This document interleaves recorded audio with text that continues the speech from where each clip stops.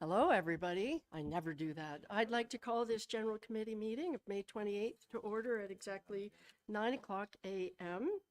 I can confirm we have full quorum. And Councillor Stone, would you mind reading the land acknowledgement, please? Happily. I would like to respectfully acknowledge that we are in the traditional territory of the Anishinaabe under the terms of the Robertson-Huron Treaty Number 61 of 1850 and the Williams Treaties of 1923. We commit to acknowledge, learn, educate, create opportunity, honor sacred spaces, and take actions towards real truth and reconciliation in support of our commitment to walking the path together in respect, peace, and harmony for future generations. Thank you very much, Councillor Stone. At this point, I would ask if there are any disclosures of pecuniary interest. Yes, Councillor Cluche. For you, Chair. Agenda item number 6.1.2 CS-2025-3. It's personal because I'm president of the hockey club. Thank you very much for that. So noted.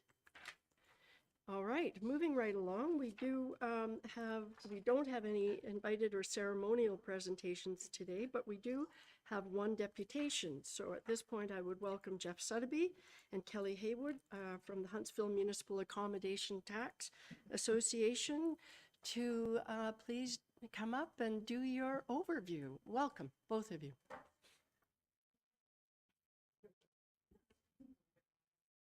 It's so nice to have both of you here today. That's great. Morning.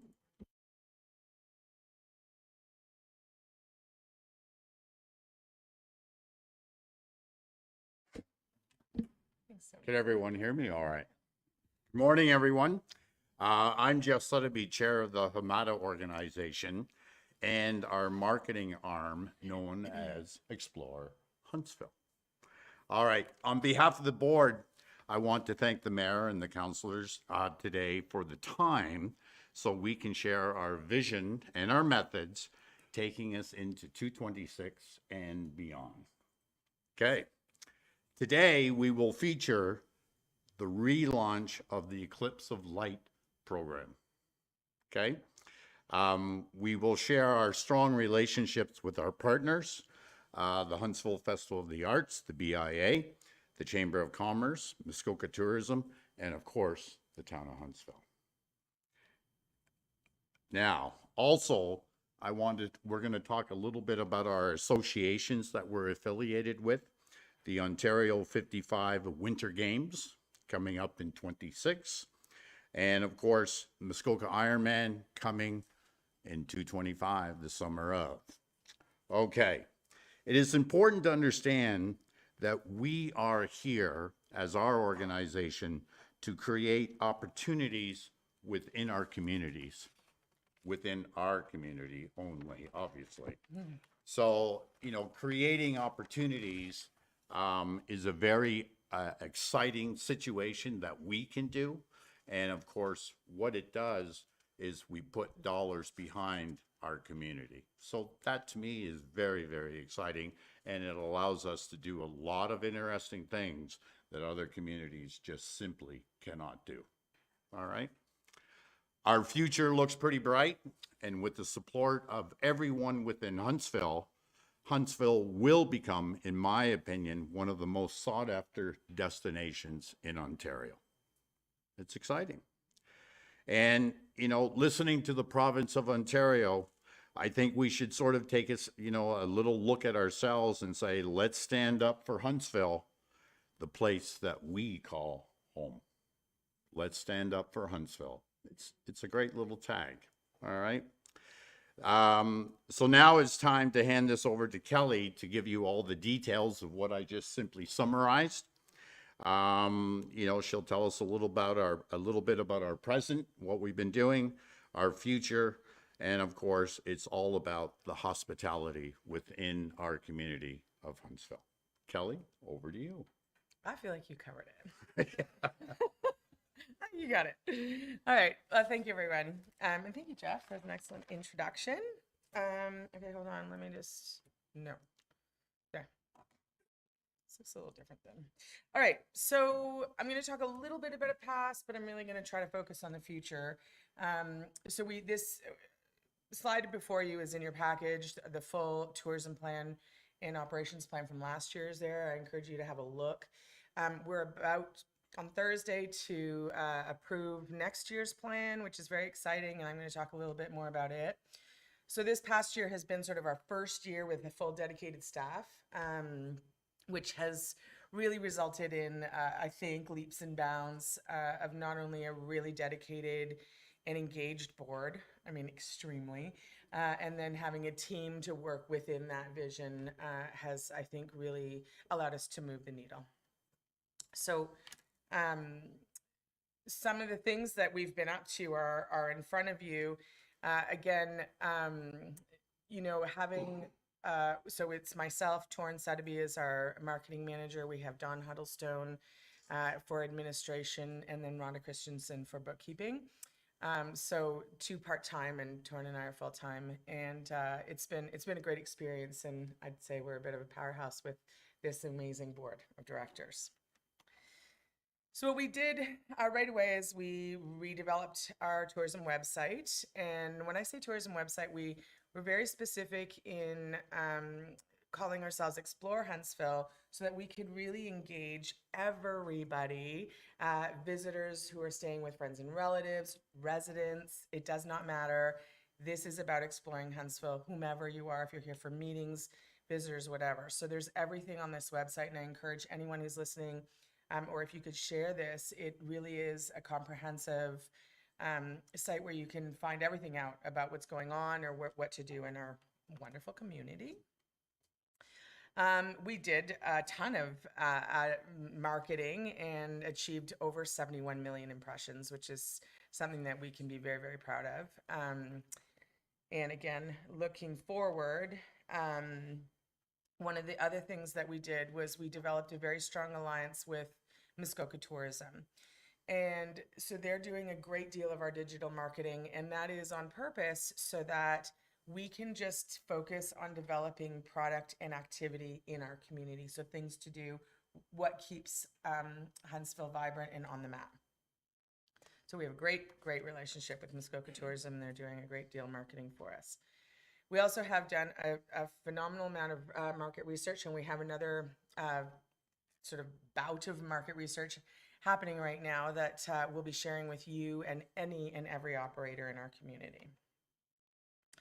In terms of event support, we're very passionate as a board in ensuring that our partners, whether it's the Chamber of the BIA, the festival, but an onslaught of incredible things happening and people, ideas, whether it's of course, Ironman, but we have a great deal of other events that we're supporting, again, to continue to generate buzz and develop engaging activities in our community.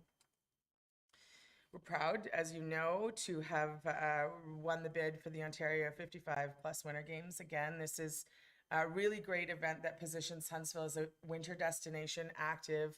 It's a demographic that we're really, really excited to welcome again into our community because it's midweek. These folks are retired. A lot of them have, a good chunk of change that they're willing to spend and continue to be active. And so it ticks every box in our community and our strategy. And that's early February 3rd to 5th, looking for volunteers and sponsors, of course. So spread the word on that. Meetings, conventions, and incentives is another area that we're heavily focusing on because particularly in the winter and late fall and early spring, but late fall and winter in particular, again, midweek, again, a really huge opportunity that I'm learning out there. Deerhurst has always been the place where we've seen a ton of great conferences, and they're doing great, but they're still looking, they have lots of gaps midweek in the winter. But over and above Deerhurst, we have incredible facilities in our community, whether it's Canvas Brewery, the Active Living Center, and then all the way down to some smaller restaurants and some incredible short-term rentals that have beautiful lodges for great offsites and retreats. So we're really trying to build that as well, which is exciting. This is sort of a list of some of the things we're doing for meetings and conventions, which includes, number of conferences where we're showcasing Huntsville, and I'm astounded every time at how people are like, oh, Huntsville's in business.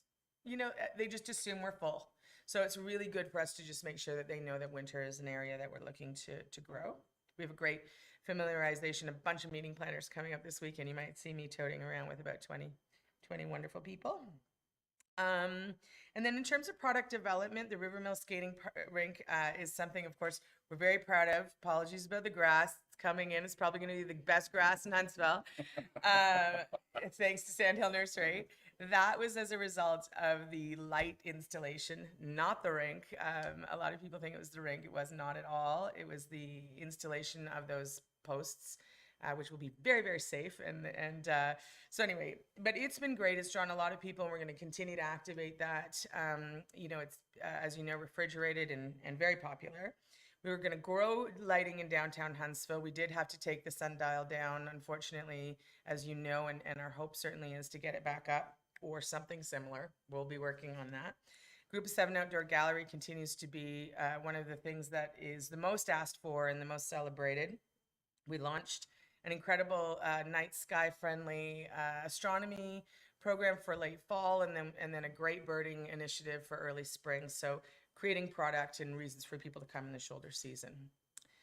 The Eclipse Walk with Light, as Jeffrey mentioned, is something we're really excited to just imagine what the beauty and the mystique that we had at Muskoka Heritage Place is now going to be at Sandhill Nursery, with the incredible artistry of Tim and Melissa. It's just going to be this gorgeous combination. The trail is already developed. It's just, I'm so excited about it. So we'll be hopefully launching that in November. That's the goal, and I think we're there. We're on track. So it's very exciting and something that we'll really be able to celebrate throughout the winter. Also, we'll be focusing on culinary development in the winter, in particular around partnering businesses together. So accommodations and restaurants along with activities. So you're on our website and you're saying, okay, I'm going to stay at King William. I'm going to go to that little place by the lights, and I'm going to go Nordic skiing. And here's the package, and it's done, and it's simple. So that's something that through research we've recognized that a lot of people are looking for. Developed a lot of great partnerships, as I mentioned, amount of time, so I'm going to kind of fly through here. We've obviously, our charitable component is very important to the board, particularly with the Huntsville Hospital Foundation, as we recognize that, the majority of people that come to our community are seeking medical advice at some point, unfortunately. So we want to make sure that we're supporting the hospital as best as possible. Thank you for your support. I think I went over about No, it's, oh yeah, you went way, way over. Oh boy. Thank you. It's exciting stuff. There's so much to say. And you know what? That is absolutely true. I want to thank you both again for being here and doing the update. I have to say I'm blown away.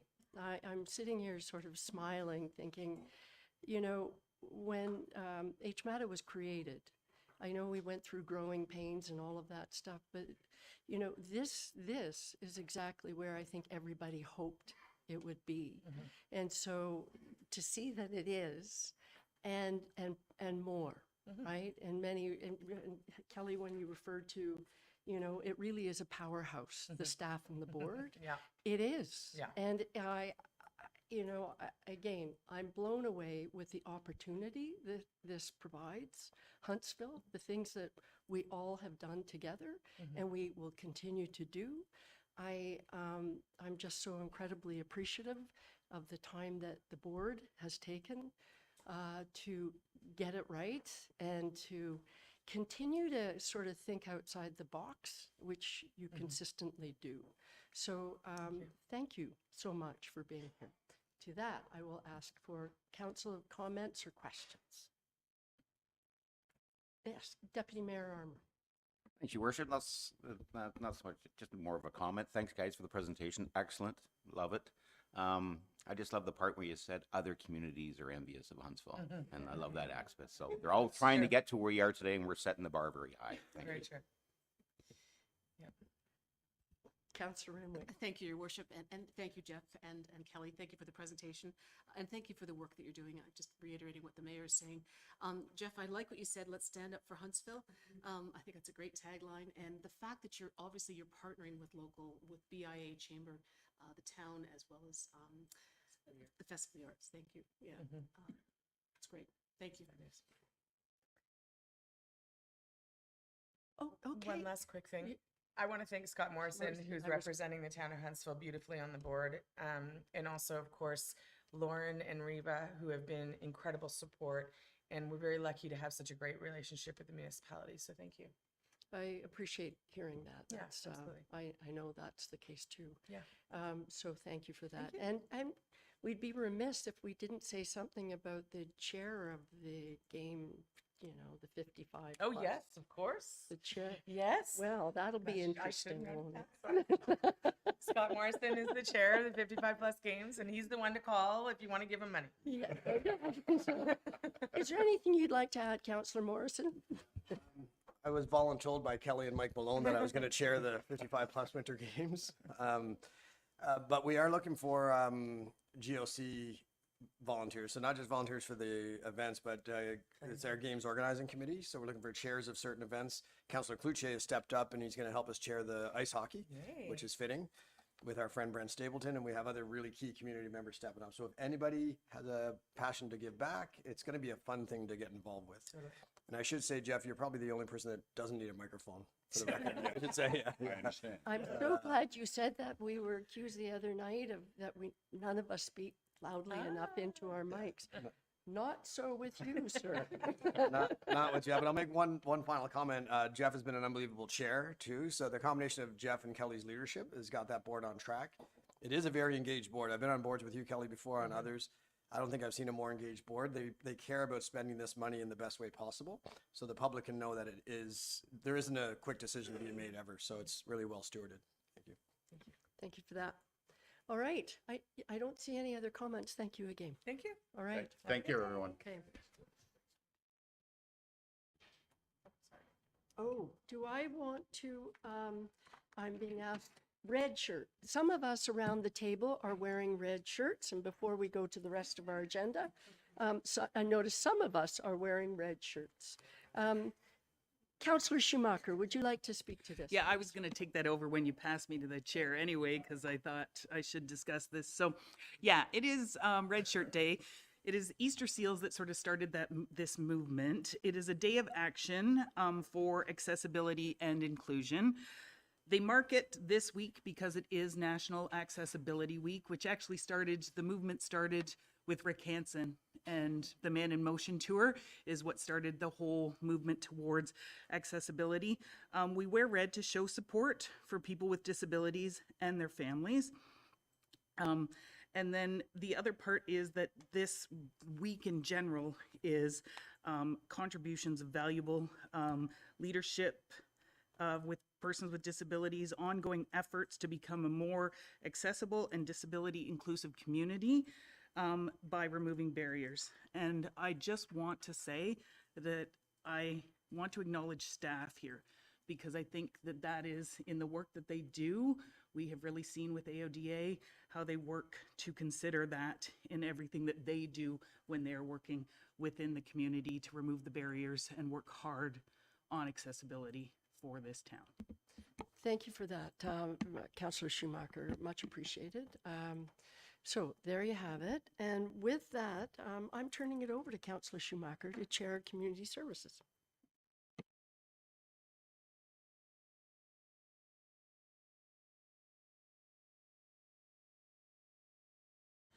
So yes, we have a couple of reports here from Greg. So I will start with 6.1, Community Services. 6.1.1, Greg is here to speak to report number CS 2025-2, River Mill Park washroom repairs. And I will read the motion before we discuss it. It is moved by Councillor Renwick and seconded by Mayor Alcock. It is recommended that $16,164 be taken from the River Mill Park Washroom Reserve and 15,336 be taken from the facility reserve to cover the cost of the Rivermill Park washroom repair in the amount of 31,500, and further that the Rivermill Park washroom reserve be terminated. And Greg is here to speak to this. Thank you. Good morning, and through you, Chair Schumacher.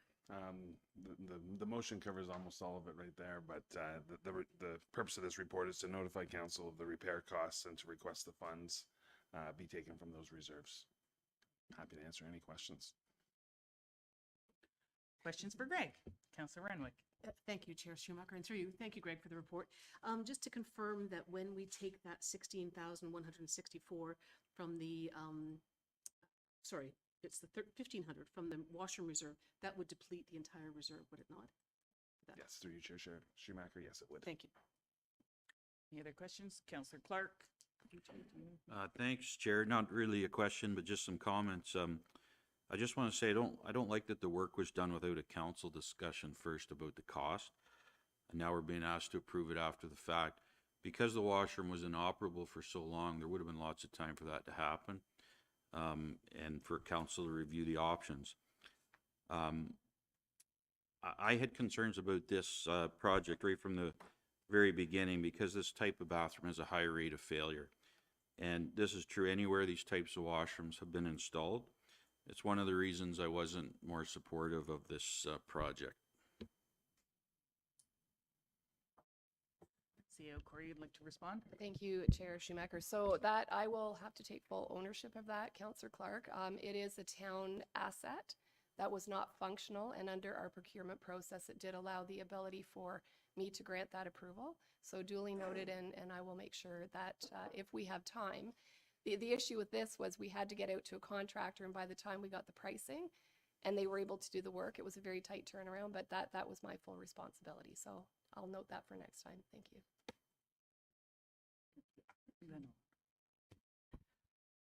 Thanks, Craig. So the damage to the washroom, it was partly done by vandals, but I think part of the problem also was the fact that you couldn't just open the door and walk in. You had to push the button, stand and wait for it to open, stand and wait when you really got to go, and for those long 5 seconds until that door closes. So people were reefing on that door. Is that correct? And to follow that, do the new doors, are they allowed to open just by turning the handle? Through you, Chair Schumacher. That is a problem that we fixed. So you can just open the door now without having to use the button. The vandalism was the issue. So, you know, I couldn't agree with you more on using the button. Some people might have been impatient and forced them to try and pull the door closed just out of innocence of not knowing that there would be damage from that. But there was severe damage to the frames from vandalism. Councillor Clucci. Through you, Chair. So the doors, now, do we go and lock these doors then at night? Through you, Chair Schumacher. Yes, we do. So if we're doing that, I would like to see something put forward is you see on like a metal security door, a heavy metal security door on the outside of the door. When we lock it at night, they can't get at the door. They can't kick it in. They can't, you know, it's an extra cost, but I think we have to protect our investment here. It's hard to explain, but anyways, it's a metal door on a hinge. So the regular door's open during the day, and then when it's locked, the door's locked, and then this metal door goes on the outside so that they can't, and it's just a cage door.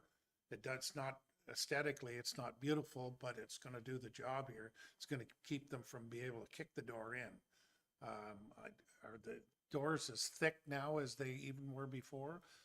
Like, Yeah, the they're quality? through you, Chair Schumacher. They're very heavily commercial door. That's, you know, But they I could, mean, they could still be I don't want kicked to in, put any right? bad luck out there. Yeah, no, And I mean, there's nothing really that I would say would be completely vandal proof. No, If exactly. they want to get through it. It was built by humans. It can be yeah, no. broken by not humans. The way these people, but I'd like to see something maybe looked in the future of another security door on the outside so that they can't kick these in, because we know it's gonna happen.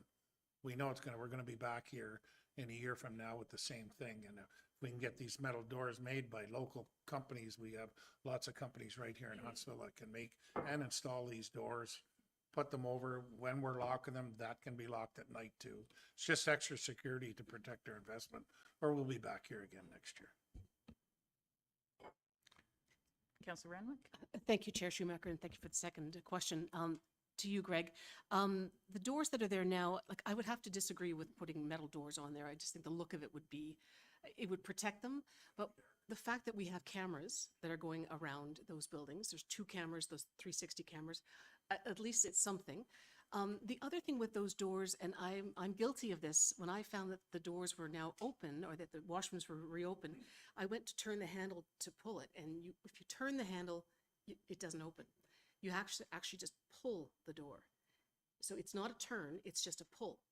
So I don't know if anyone else has noticed that, but I think Director Babineau would know that I went there, you have to just pull it. I would encourage that we put some kind of sign on there to say that, because people think the washrooms are locked if they try. Human nature, you turn it, you pull, you can't open it.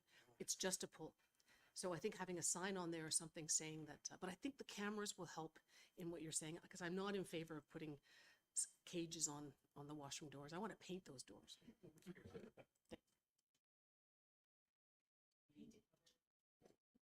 Any other questions or comments for Greg? Oh, and follow up from CA. Thank Cory. you, Chair Schumacher. So, Mr. Pilling, I do believe we were putting signage on the door as well, correct, to identify? I believe we are, and I'll follow up again on Thank that, you. but to make sure that we'll get them up timely, but yes. Mayor Alcott? Thank you, Chair Schumacher. Just a quick comment on Councillor Cloutier's comment. I hear what you're saying for sure, and I don't want to be back here in a year on that, but I also agree with Councillor Renwick that we've just agreed to go ahead with the cameras and the security in that area. And I think we need to give that a chance. And I'm very hopeful around that. But then, you know me, there you go. I know.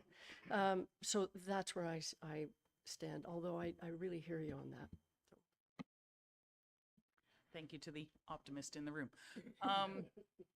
Yeah, no, good report, Greg. I would concur. I think the signage is the key piece. I do love that the doors are accessible, but I do know that that had been a bit of a struggle. But I do believe the majority of the damage was just from vandalism, not from people necessarily inappropriately using the doors. So I'm glad we will have the signage on there. They are still accessible, but people will be able to use them relatively easier this time around. So with that, no other questions. I will call the question. All in favor? All opposed? And that carries.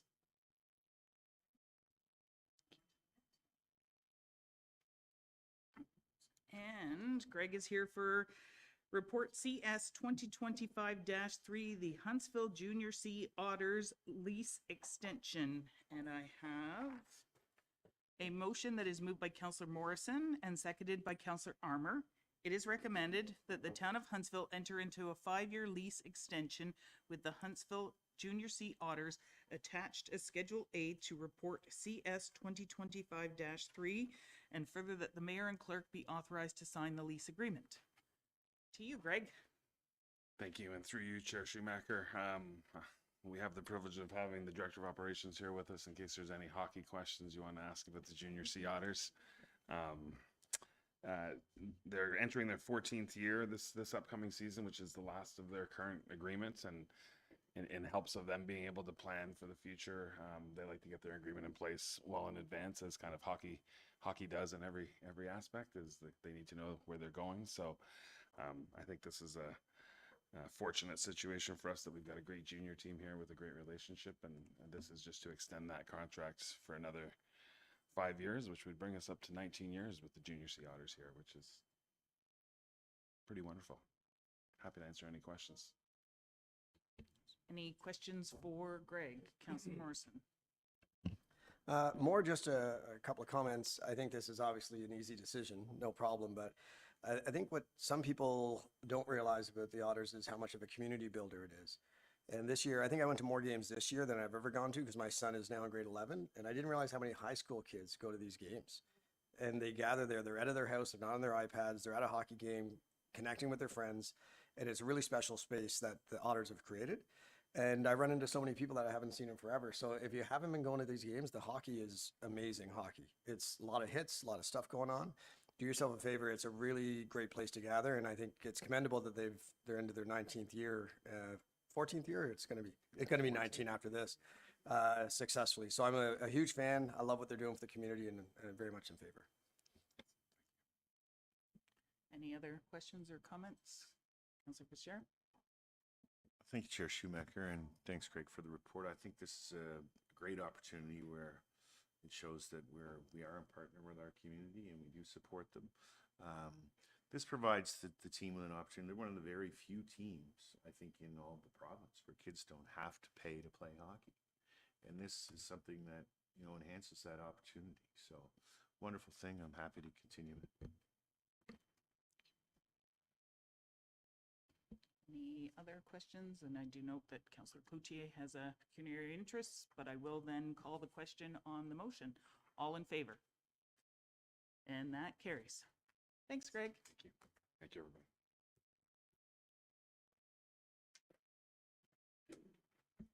Okay, and I will now pass the chair over to Councillor Fitzgerald to take over for divisional reports for Operation and Protective Services. Thank you, Chair Schumacher, and I'll call up Director Bissonnette to give us a verbal report, 2.1 on the agenda, South Wasiosa Lake Road repair. Director Bissonnette, thank you.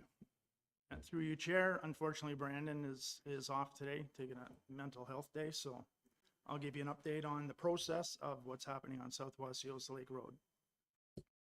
First of all, we go in and we pulverize the road. Which we've done once already, but anyways, we're gonna redo it. We're gonna pulverize the road. Secondly, we come in and we're gonna put 3 inches of granular A on the road, and this is the entire road.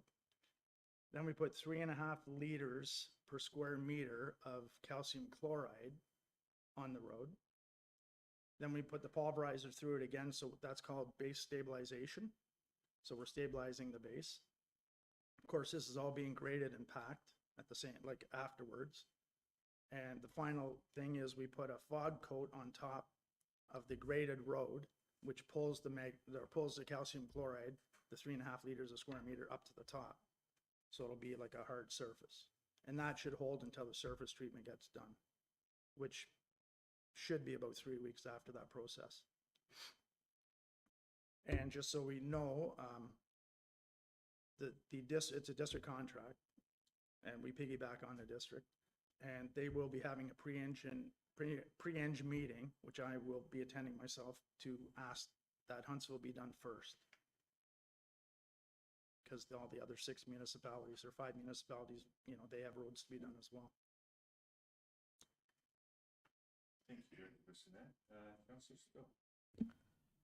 As someone who endures that road every day, so what's the time frame? We were told it would be first thing in the spring. So Okay. Through you, Chair, typically what happens, number one, it's got to be after half loads. There's no question about that. Number two, 99% of the time the district contracts for pulverization start near the end of May. I don't know why, for some reason, it's a district contract. It's starting, I'll find out for sure, but I've been told it's June 15th is when it's going to start. And like I say, I'm going to be at the meeting to request that we get done first. So. thank you. I hope so. Councillor Clark. Thanks, Chair. Thanks, Randy, for the report. I have to say, I'm really looking forward to getting this road done too. I know that there's many residents that are looking forward to getting it done as well. So just a question for Randy. When we know the work will begin, I think it'd be a good idea if we can put out a media release just to tell our residents what the plan dates are and a solid explanation, as you've done today, of what the plan is. Because there's so many people on the road. It's a highly populated road. I think the more information we can put out, the better. We could also consider, could we consider using our message board signs at the beginning of the road too, once the work starts? Yeah, through you, Chair. Yes, absolutely, we can do that. We can have the media release put out, and we can take one of the message boards off of Deerfoot Trail and bring it over there. But this will be after I've gone to the pre-eng meeting, find out exactly when the date is. I don't want to put anything up saying.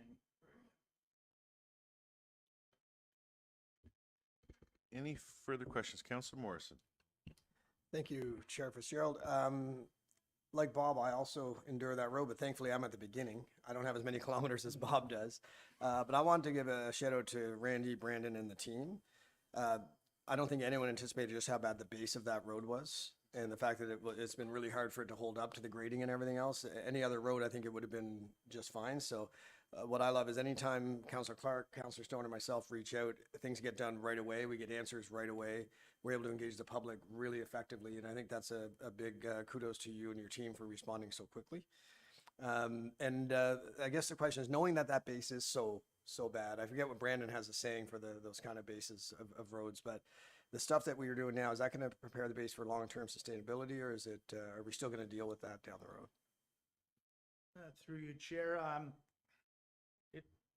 what we're putting down to 3 inches, we put 2 inches last time in the spring, or the fall, I guess, and then now we're putting 3, so that's 5 inches. And I think it was done previously with 3 inches. So the more you build up the base, the better it's going to be. However, that being said, you usually get a life expectancy of 5 to 7 years of that surface treatment.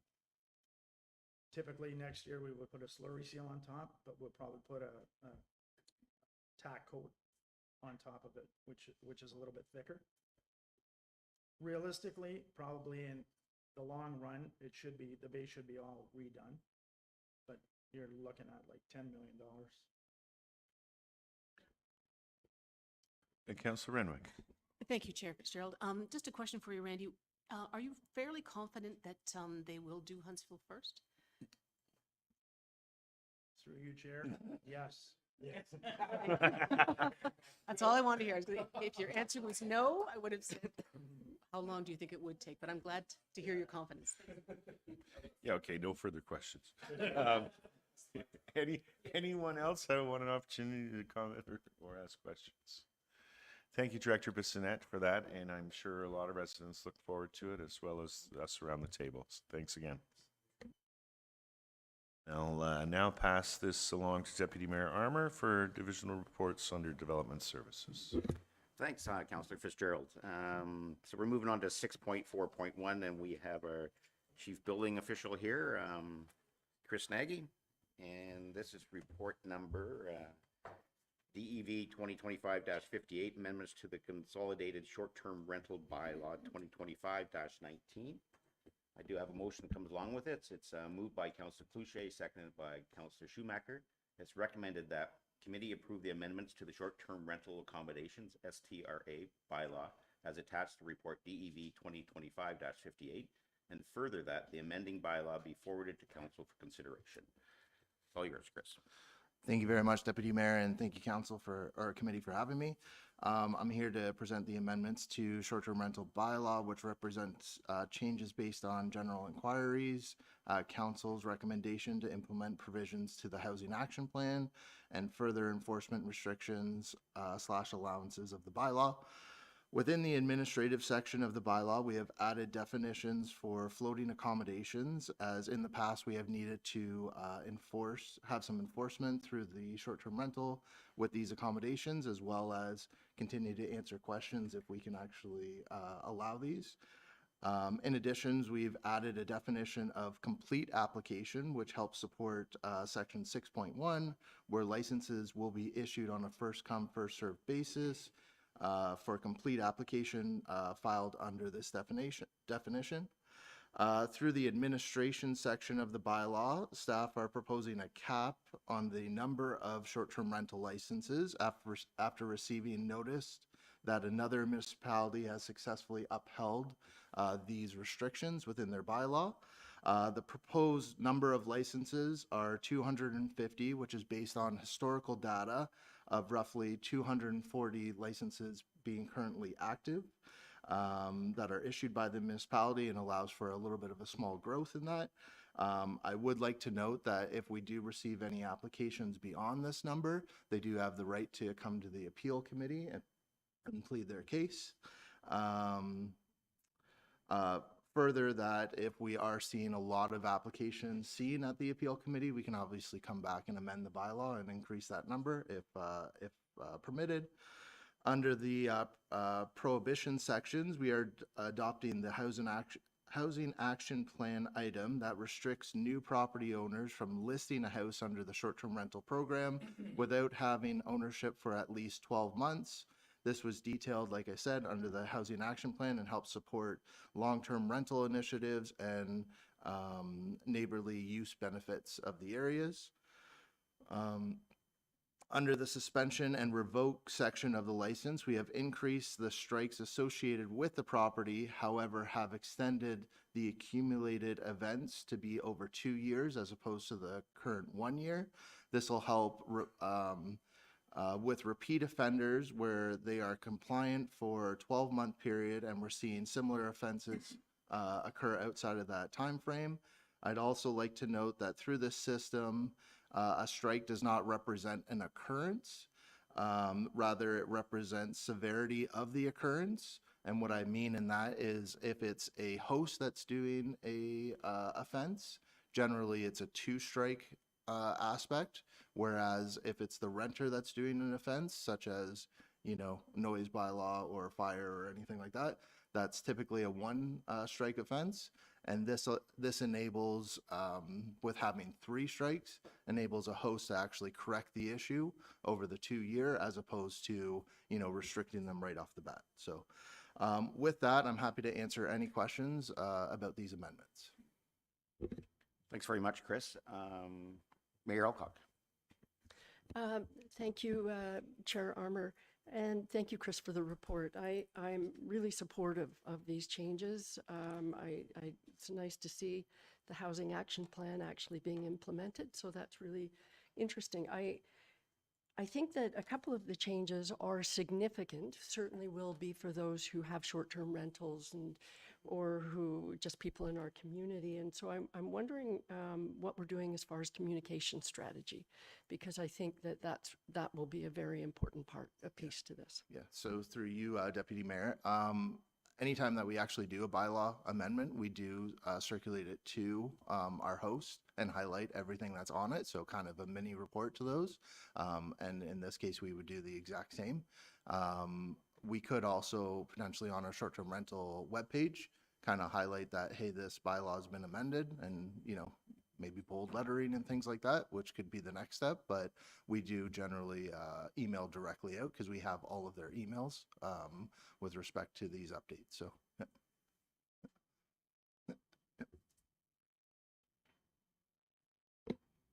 Councillor Schumacher. I'm sure Councillor Renwick had her hand up first, but I appreciate that you're going to come to me for he's going around the table. I see. Through you, Chair Armour, to Mr. Nagy. I love that, I echo the mayor around the changes. I love that. The cap piece, I do like that we were able to investigate that and found out that we can do a cap of as you said, 250. I'm assuming that is an overall cap, though not specific to, we can't cap a certain area at a number, because I know that tends to be sometimes the complaints I have is a certain lake gets inundated with these short-term rentals, but at least we can do the cap now, but again, it's not specific to an area, correct? Yes. So through you, Deputy Mayor, you're absolutely correct. It's not an area based, it's an overall. There are tools which we've chatted with our solicitor that could restrict it through a zoning aspect. And I think some of them were potentially brought up through the housing action plan as well, which I'll leave to my director to bring forward in a future report. So, yeah. Councillor Renwick. Thank you, Chair Armour. My question for you, Chris, is thank you for the report. The question is, how many questions or inquiries did you have about floating residents, like houseboats? Yeah. That was my first question. Yeah, there's one. Yeah. So through you, Deputy Mayor.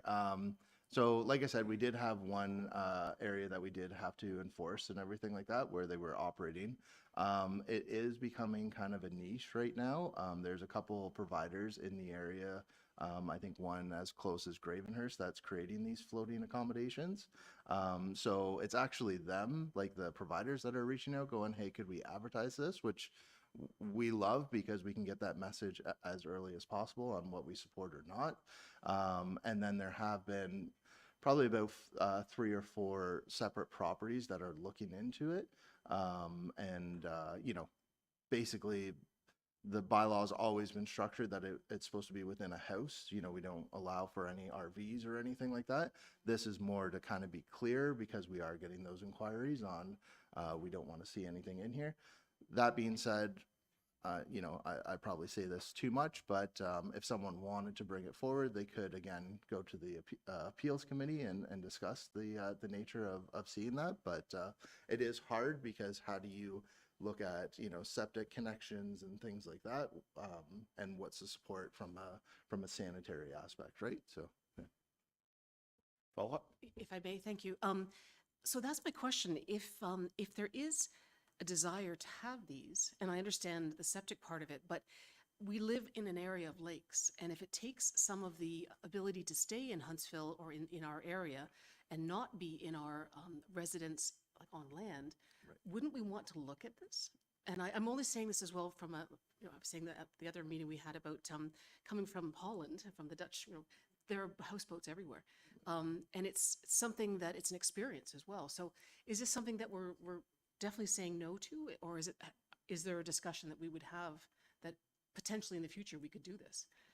I don't know if that's if we want to, or. So I can kind of go historically, and sorry, through you, Deputy Mayor. So historically, when we onboarded this program, we wanted to make sure that they weren't going into any accessory structures, right? So in essence, a houseboat that would be connected, even though it's over M&R property, as soon as it kind of gets permanently connected to the shores, that's when it becomes an accessory structure to that particular property, and that's how we've dealt with it in the past, right? So again, you know, currently we have not looked at, or again, with it being accessory, we haven't looked at allowing them to be licensed under the short-term rental program itself.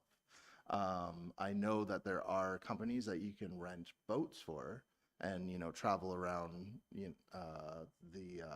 the lakes and things like that and have accommodations that way, but that wouldn't be a defined short-term rental because it's not connected in with a property directly, right? So what I'm speaking about is strictly just, hey, I'm at 123 Easy Street and I want to have a floating accommodation that's going to be permanently affixed to that property and have people come and rent there, not a boat or a houseboat that's rented that you may see up in like Temagami or something along those lines, right?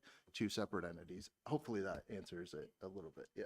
Through you, Chair, it certainly does. And if I may, I have just one more brief question. The fact that in the amendment as well, you've gone from 12 months, or it's now 12 months that you have to own a property. Why was it 12 months and not 24 months? Or like, where did that 12 months come from? Sure. Could we not do 24 or 18 months? Yeah, so again, through you, Deputy Mayor. So the 12-month was actually through the Housing Action Plan that was presented, and that appeared to be, you know, somewhat of an interest. Right now, there's nothing. So we were seeing, and that was the concern, we were seeing a lot of people buying properties just for short-term rentals, where ideally they could, you know, kind of best case scenario, put them on the long-term rental if they are thinking, hey, this is just going to be a rental accommodation, which is great, or, you know, actually live in it for a year and then kind of have that community-oriented buy-in to that area, right? Which I think is something that we heard from the general public of everything switching over to short-term rental, and I don't even know who owns it or my neighbors or anything like that, right? So, yeah. Councillor Morrison. Thank you, Chair Armour. A couple of quick things. I'm kind of with Helena on the 24 months. I think it's something maybe we could consider for the next round of amendments. Try the 12 months for now. And because I know even if I go to Toronto now, I rent an Airbnb in a condo building and the same provider has like 7 units in the building, you know, so you can't tell me that's not having an impact on housing. So making that you have to own it for 12 months, they're not going to buy 7 units, keep them long-term rented for 12 months. So it'll go back into the pool. The other thing with the strikes, I like that we're amending that so it can carry over. Is there a thought of maybe if a habitual offender is looking at a situation where they get one year and then another one, and like, could we look at a cumulative total, no matter how many years, of like, say, 5, that if you have 5 over any number of years, that they're obviously bad actors, that we can get them out of the situation? Right. Through you, Deputy Mayor, yeah, that is definitely something that we can look at. Originally, we wanted to make sure, like, when we started the strike program, we did run it through our solicitor, and you know, you have to be kind of fair, right? So that's obviously what led to the renters having a lesser strike allowance as opposed to the owner who's in control, or owner/host who's in control of the property. It's definitely something that we could potentially look at on you want an amendment, and we can do it right now, or we can look at it at a future bylaw amendment for sure. So I think for now, I don't think I need an amendment right now. I think it's something that maybe we just keep on the radar, and I trust the job you're doing with this bylaw is great. So I think you've done a lot of digging and done a lot of research. And then the last question is with the boating situation. I get you don't want people just docking boats on their shoreline, renting it out, and people having parties next door to neighbors. But are you telling me like the Temagami situation where you can rent a houseboat and go out? If someone was to rent a houseboat, launch it at Avery Beach, and go out into our lakes, we have no say over that if it's an M&R thing? So through you, Deputy Mayor, there wouldn't actually be any regulation over top of the water unless my director, she's kind of putting up her hand. So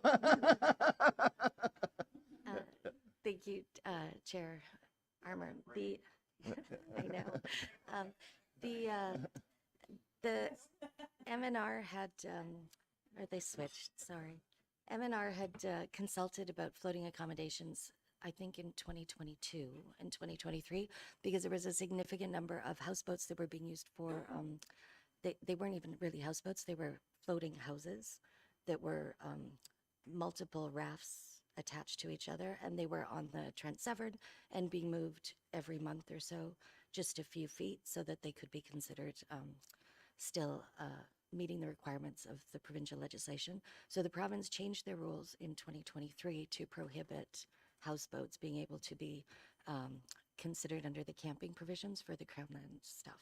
So it's more of a provincial regulation that we would have to make sure that we were accommodating. Follow-up? And I'll just finish off with, you do have to be careful when you're renting houseboats. As a bit of an aside, on a boys trip, we found a deal that was too good to be true, and it was a yacht, and my friend Sam booked it, and we got there, and it was a refurbished shrimp boat. So not at all a yacht, and not at all what I was told it was going to be. So be careful. Yeah, I think about over in at AMO last year, there was actually a delegation about houseboats in Georgian Bay area where they were dropping down large pylons and actually becoming almost a resident because they're touching the ground. So I have a couple questions. So just to begin with, how many short-term rentals do we currently have? And will we be showing that on the website so if someone's applying, they know that we're at our max? Yes, thank you. So to you, Deputy Mayor, so I did go over that the other day. It's currently showing 246 as issued. However, there's about 12 of them that are not active. So so like I said, that 240 number is where we're kind of at. It also includes anybody that has already applied. So, you know, I don't want to cause panic of, you know, I haven't received my license as of yet, right?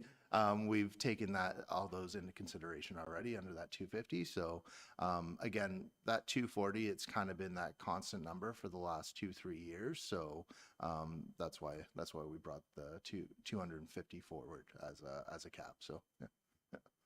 Perfect. And the second part, so this will actually come into effect for the new licenses starting on January 1st of 2026, or does it come into effect right away? So to you, Deputy Mayor, so as soon as it's adopted at council, it'll be in effect.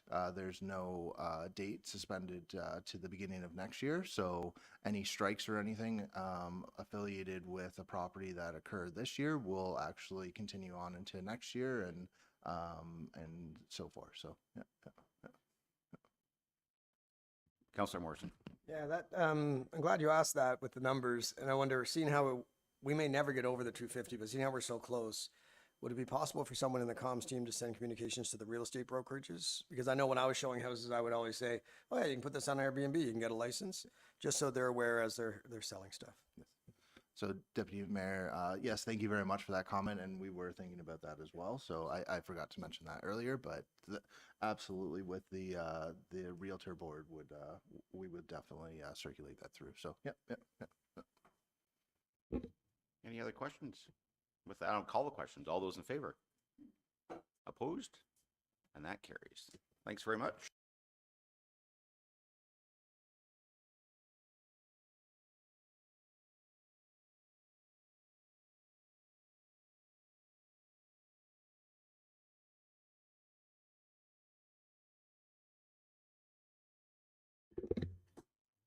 And we have Corey Cruzen, our bylaw enforcement officer, coming down, and he's going to talk about repeal and replace the outdoor lighting.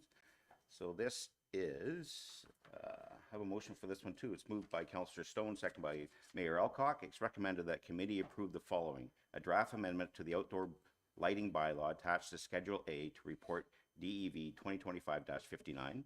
2, an amendment to the Appeals Committee bylaw Schedule A to add outdoor lighting bylaw. 3, an amendment to the 2022-2026 Committee of Council term of reference to change to following Appeals Committee bylaw A, Schedule A, and further that the relevant bylaws be provided to Council for consideration, and further that the outdoor lighting bylaw 2016-3 be repealed and replaced upon final approval by Council. It's all yours. Thank you, Deputy Mayor, and thank you, committee, for having me. So I'm bringing forward a repeal and replace of the outdoor lighting bylaw. So within the report, I've noted some fairly heavy changes to the bylaw. So there has been a continuation of some definitions in the previous bylaw brought over to the new ones, with additional definitions being brought in to clarify some wording within the bylaw. The prohibition section has seen an overhaul as far as breaking out the different types of lighting that's or scenarios of lighting that's permitted or not permitted or prohibited. Within section 3.6, there is a specific section that deals with architectural lighting and landscape lighting that's allowed to be used up until 11 p.m. and after 11 p.m. and sunrise it has to be turned off. But there is some exemptions within that section as well. So if it's a commercial type lot that a car dealership per se that needs it for security purposes, they have to reduce the lumens for the lights down to 2,000 lumens. Also, if it's on a residential lot, any lights that are used for traversing a property have to be put on motion sensor light and also have a timer installed on it. And within that section, town facilities are exempt as well. Section 6.2 was added for anyone that's wishing to get an exemption from the bylaw, as far as it's a special event or if it's needed for some purpose, and those appeals would go to the appeals committee. Section 7 of the bylaw was in a way carried over from the previous bylaw. There's a terminology change from grandfathering luminaire to pre-existing luminaires, but it still carries the same date of January 25th, 2026, that all pre-existing lights have to be changed out. And then lastly, section 12 of the bylaw was added to allow for the issuance of administrative penalty notices for any non-conforming lights, whereas the previous bylaw did not have a fine aspect to it, whether through through POA or the administrative penalty notice system. So, and that concludes my update there. I'm here to answer any questions. Great to see this coming forward for sure. Do we have any questions? Mayor Alcock. Thank you, Chair Armour, and thank you, Corey, for the report. And I sound like a broken record, but again, this is coming up in 2026, and so I can't remember what our communication strategy is around this, because I think it's really important for our community. through you, Deputy Mayor, we do have we're going to be working with our marketing team as far as putting out social media posts and some other ways to get the word out that is changing and kind of allowing the public an update on like what's permitted as per the bylaw going into that January 25th, 2026 date. So Councillor, oh, Yeah. sorry, follow up? Just so for clarity for me anyway, you are working with the communications team on a plan for that. It's not just using our regular approach as posting it on our, I would like to see that we're thinking about where it's going, who we're targeting, all of that stuff. So it's just a comment, Corey. Thank you. If you're okay, Director Frame would like to come. So just to elaborate on the communication plan, so our marketing and communication team has been working with Bylaw for a while. We do have a communication plan. It was included in the community mail out that just went out. There was a blurb about dark sky lighting there. And we have had quite an uptick in people using that QR code, which has been great. We do have a separate web page on our website specifically about dark sky lighting, and there's a bunch of resources in there about what it is and what types of lighting are compliant and all of that stuff. We've partnered. We were actually allowed to use some publication and content that actually already existed through dark sky lighting. I think it's darkskylighting.org. It's like a separate organization all about dark sky lighting. And yeah, there's a whole bunch of other pieces that are going to be coming forward. Thank you for that, Director Frame. And I'm really glad to hear people are using the QR code. That's cool. Okay, thanks. Councillor Renwick. Thank you, Chair, and through you, thank you, Corey, for the report. My question is in regard to the this bylaw really speaks to local or residents and businesses in town. Does this also apply to the town of Huntsville? Our lighting? To Deputy Mayor, we do have within the bylaw, the town is exempt currently from the bylaw, but we will be in the future going through doing an audit of all lights that are currently currently installed, and then when those are due to be replaced, switching out with full cutoff fixtures. Councillor Stone. Thanks. I'd just like to thank Corey and Chris for keeping me in the loop about this. We had some great discussions. I think these are fabulous changes happening here. I think there's a few changes that need to happen to our sign bylaw, which we've talked about, and hopefully they'll be working on that in the near future. I just want to say that it's a really important communication piece, I believe, to communicate with businesses like Canadian Tire and Home Depot and see if we can get them to be on board with their signage and identifying lights that are actually dark sky friendly. So I know that we talked about that in the communications piece, but when people are buying lights, they go home and they go, oh, I bought the wrong light now. At least we could educate. It's a perfect place to educate them. Anyways, hopefully going forward. Councillor Morrison. Thank you, Chair Armour, and through you, I just want to say great report. And it seems to me that you're doing a lot of work at setting the light standard. That went over so much better in the agenda review.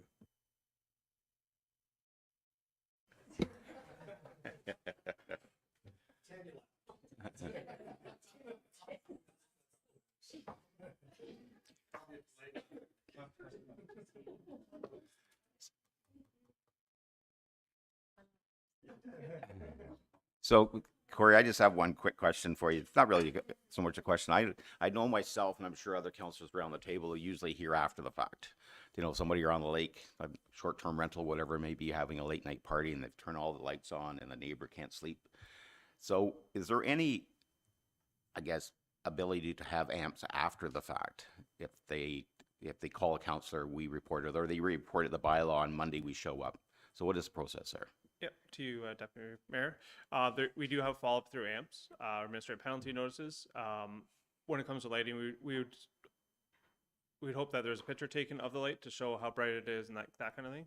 But we can either go the day after. We have up to 30 days to issue a fine. And that can either be issued on the person, usually the homeowner, these are the owners of the home, in person or through email, through registered mail, regular mail. So there's different avenues that we can get a fine out to them. So just to follow up on that, if it's a short-term rental, then is that considered an AMP then for the homeowner? I'm assuming it is, right? Yes, it would be, yes.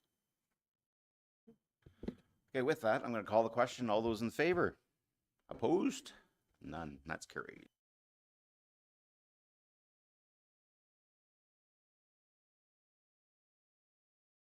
And I'm going to turn the chair over to Councillor Morrison for Corporate Services.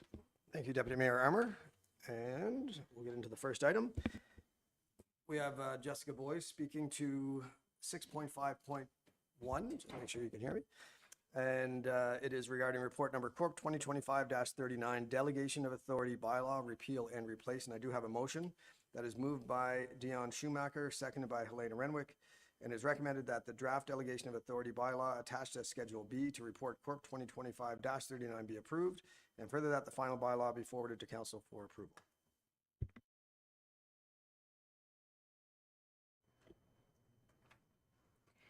Through you, Chair Morrison. So last month you saw a reporting on the delegation of authority. Through that process, we noted some housekeeping items that needed to be addressed. In addition, I think the main item that committee would be interested in is additional permission with parameters to apply for grants not currently in our capital budget or capital forecast. This was requested through a resolution earlier this year after committee saw a couple of requests from the fire department to apply for some equipment that wasn't in our capital plans. So this now this permission is granted within some parameters and with approval of the senior leadership team. Great, thank you, Jessica. Any questions from committee? Deputy Mayor Armour. Thanks, Chair Morrison. Just a quick one when it comes to agreements. We have a lot of local, for example, Huntsville Otters come here for an agreement. Is there any way that we can bring those more delegation to the town to make those agreements without having to come here and have a debate over them? Through you, Chair Morrison, that agreement in particular was of discussion in terms of adding to the delegation of authority bylaw, and staff felt that that was a good one for committee to approve, given that it's a 5-year and a long-term relationship. But should we wish to add that in the future, I can keep that in mind. Thank you. Okay, any other questions? I guess follow up on that. So as it's worded now, could you have decided not to bring that to committee?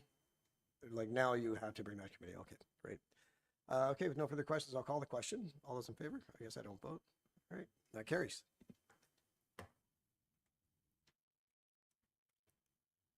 Okay, the next report is by Suzanne Diller, and it's for information only. It is regarding report number Corp 2025-40, Capital Project Update 2025-3, and I'll pass it over. Good morning. Thank you, Chair Morrison. I'm just here for the capital update. If there's any questions, I'll be happy to answer them. It was a great report. I assume everybody read it. Over to Mayor Alcock. Thank you, Chair Morrison, and thank you, Suzanne, for a great report. I did read it. And I'm doing this just because I had to ask a question earlier, and just for clarification, it was around the allocation for the welcome sign on Center Street, which I always talk about. And the updated forecast was $16,000, and it looked like we hadn't budgeted for it. And I know that we had in previous budgets, so maybe you could clarify why it looks the way it does. I believe that one is just a carry forward from 2024. So because we were planning to get it done in 2024, we didn't include it in the 2025 budget. So it didn't get completed, so we've carried it forward here. Thank you for that. I believe it's being done right now, right? Yeah, it's very exciting. Any other questions on this item? Councilor Renwick? Thank you, Chair Morrison, and through you to Suzanne. The question I had was about fleet, and I think we talked about this in the committee as well, but just to bring it to our attention that that was also carried forward, that we bought 2 new trucks, did we not? That's why it's $1 million over? Yes, through you, Chair Morrison. There were, I believe, 3 items that were carried forward on fleet. 2 plow trucks, which were over 400,000 each, and there was also one more, a vehicle lift that was, I believe it's complete now. Yes, it's complete now. But yeah, there's most of that was carried forward from 2024, and we hadn't anticipated them being completed, but they just weren't. Thank you. That's a great question, Councillor Renwick. Anybody else? Okay, Deputy Mayor Armour. Just a very quick one, just follow up on that one. Would it be better to maybe add a line here that says carryover? So we can see those instead of debating it and wondering, why we're $1 million over in this budget? Because when I read this report, or a layperson reads this right away, they're saying, holy cow, you're $1 million over. So just something maybe for the future. There are actually a couple notes in under the procurement update that say it's a 2024 carry forward, but I can definitely add in maybe another column with a check mark just showing. Yeah, I think that's a great idea because we had a lot of questions even at agenda review, right? So it's good. That's awesome. Okay, great report. And you're out of the hot seat. So, and I'll be moving on to Director McKenzie and Suzanne. I think you're staying here for 6.5.3. So this is regarding report number Corp 2025-41. 2024 year-end financial results unaudited. And I do have a motion on this one, moved by Councillor Fitzgerald, seconded by Councillor Cloutier. It is recommended that committee approve the 2024 budget deviations as outlined in the year-end report attached to report Corp 2025-41. And further, that committee approve the transfer of funds from the municipal accommodation tax SGR reserve to combine with the municipal accommodation tax general reserve and terminate the municipal accommodation tax SGR reserve as of December 31st, 2024. I'll pass it over to you guys. Thank you, Chair Morrison. So I just wanted to clarify, just if you're wondering about the motion for the reserve being combined, we did have that planned to be done last year. We just missed a housekeeping step where we just needed that motion in there. So that's all that is. It was part of the agreement with Hadmata, but we just needed that council motion so that we can combine those at the end of the year. And moving forward, there'll be one fund. So we're really excited. We reformatted the year-end report to be more in line with the services that we provide as a town, rather than by which director or manager is responsible for that budget. So we think this will really help how the public sees how their funds are spent for those various activities. We still do have the ability to run the report both ways, so we can still hold our directors and managers accountable for their budgets, but it's just a different way of reporting it kind of outwardly. So the biggest areas that are making up for the surplus of the 700,000 is mainly the interest income, which we've been reporting on the whole time that it's been higher than we budgeted for. We also know that this is not an ongoing thing, that interest rates have declined significantly since I locked all those GICs in, so it will start to go down. We did increase the budget in 25 slightly so that we are reflecting higher interest rates, but we will see that number, I think, come down in the future. The other one is the SWB was lower than budget for ops by a significant amount, and that was due to a lot of moving parts between moving positions around in parks and cemeteries. We had a lead hand position that was vacant, and some other administrative assistant positions that were vacant throughout the year. So a whole bunch of moving parts in there, but I think that's all been addressed in 2025 now. And then operating expenses were higher than budget for facilities, and that was because of a lot of unplanned repairs that came up, specifically with plumbing, with the hot tub, the broiler, and the ice plant. And all the deviations have been broken down on page 24 for those. So with that, we're here for questions. Great. Thank you for that good report, and I like the rejigging of the format. Really good. Any questions from committee on this report? Wow, look at that. It was too good of a report. Yeah, there you go. Okay, well, I'll call the question. All those in favor? That carries. People must have lunch plans. Okay, so we're moving on now to Julia and Suzanne as well, presenting 6.5.4 regarding report Corp 2025-42, the Asset Management Plan Financial Strategy Update. I do have a motion moved by Councillor Stone, seconded by Councillor Clark. It is recommended that committee direct staff to amend the Asset Management Plan presented in this report to include the financial strategy identified as option A as outlined to this report. And further, that the Asset Management Plan be brought forward to Council in June for approval to meet the July 1st, 2025 deadline. Go ahead. Thank you, Chair Morrison. So this is the final piece of the 2025 Asset Management Plan update, which we are required to have completed and posted for July 1st. Just to recap our process so far. So in February, we had some asset management training. In March, we brought forward a recommendation for the proposed levels of service to maintain them as they're currently being provided. And today we're going to be looking at the last piece, which is the financial strategy. In this update, we have included the roads needs study information from last year and the building condition assessment information. So I'll just go over the three options that we provided. So the first option A was to increase capital contributions by 10% in each year, which will result in the funding gap being closed and the town reaching sustainable levels of funding by 2035. Option B would be to increase the capital contributions by 20% each year, which will result in the funding gap being closed by 2031. And then option C is to maintain the same increase we had in the past year, so from 25 to 26, which was $808,720, which will result in the funding gap being closed by 2041. And staff are recommending option A, 10% increase per year. The reason we're recommending this is it's a reasonable time frame to get to the sustainable level of funding, and it's consistent with our capital levy increases from prior years.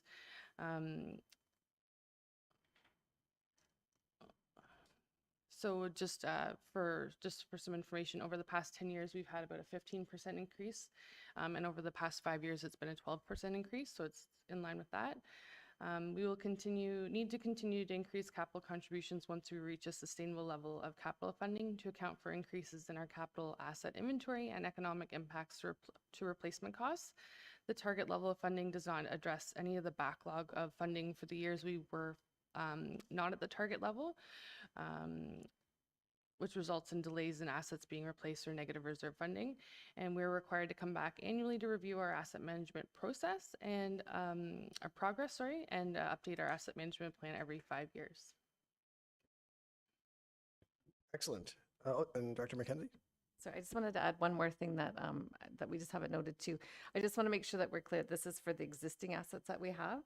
So if we are adding anything in addition to that, we will be adding that to the report so that those are automatically put in as per our policy. Good clarification. Mayor Alcock. Thank you, Chair Morrison. Thank you both for a great report. I'm glad you made that clarification at the end, Julia.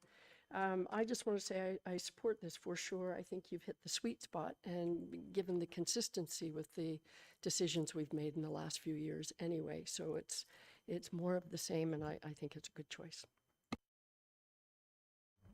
Great. Any other comments or questions on that? I think it's important for the public to know as well. Everyone would love a 0% tax increase, I mean, including ourselves, but it'd be irresponsible. And I think I give council of the day, whoever made this decision, credit for probably at the strong insistence of our finance team to start putting more away so that we avoid the expensive debentures down the road that would have to be done for every single thing we do. And but just to know the numbers, to speak publicly, by us being good financial stewards, it does add about 3.4% to the levy, just so that we're putting ourselves in good shape. And assuming consistent assessment growth, the impact on the taxpayer is about 1.2 to 1.4%. So we can't not do that. So that's something that the public needs to know.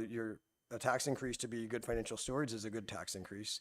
It's not for new things. It's just to take care of the stuff we own. So I appreciate the work that you've done in the previous council that decided to ride along that.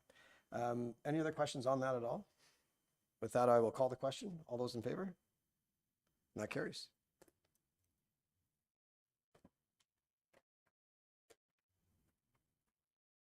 Okay, and now we're going to go over to CAO Corey for a report regarding report number CAO 2025-2, the Lakeland Holding Limited 2025 first quarter shareholder update. And this is for information only, and I'll pass it on to our CAO. Thank you, Chair Morrison. So typically, I just say that this report's before you for an update. At this point, I'd like to indicate that there was some challenges with Lakeland during the ice storm. They had quite a few, obviously, repairs that needed to take place. They found out that government funding is not it's not permitted for this type of insurance claim, or sorry, issue, and the insurance company is also included that they cannot put this under their insurance policy. So they're not quite sure how this will affect their financial position for 2025. We don't know if it'll have an impact to our dividend, but the mayor and I will be attending the Lakeland General Shareholders Meeting in June, so we'll be able to update you at that time. So unfortunately, Mother Nature really took a toll on them. Can't control that. Mayor Alcock. Thank you, Chair Morrison. Just briefly, we will be attending that luncheon, so hopefully we'll have an answer as to what the impact, or at least the timing when we might know about that on our dividend. It will be an important thing. Great. Yeah, follow up? Not to do with this. I'm just suggesting that maybe we could go into break after this before Tanya's presentation, and you were probably going to do that, Chair Morrison. I was thinking about asking about it because it's with my bladder, it's necessary. So, yeah, that's great. And just a reminder, I don't think I'm stepping in line to remind the public that you are technically shareholders in that company. So if you're using their internet, you're technically paying yourself. So it's good. Any questions from anybody else? Okay, that was information only. So I will call a 5-minute break, 5 to 10-minute break. Then we'll come back for one more.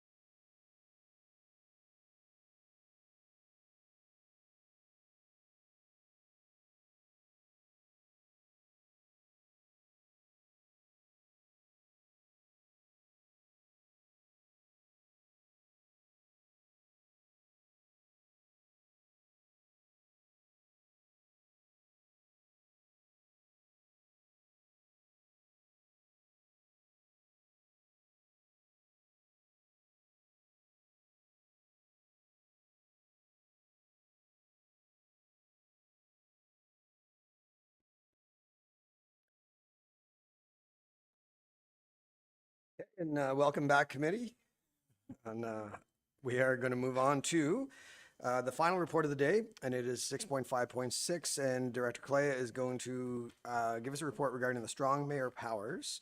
And she has a Strong Mayor Powers presentation, and I'll hand it over to Director Kalea. Thank you, Chair Morrison.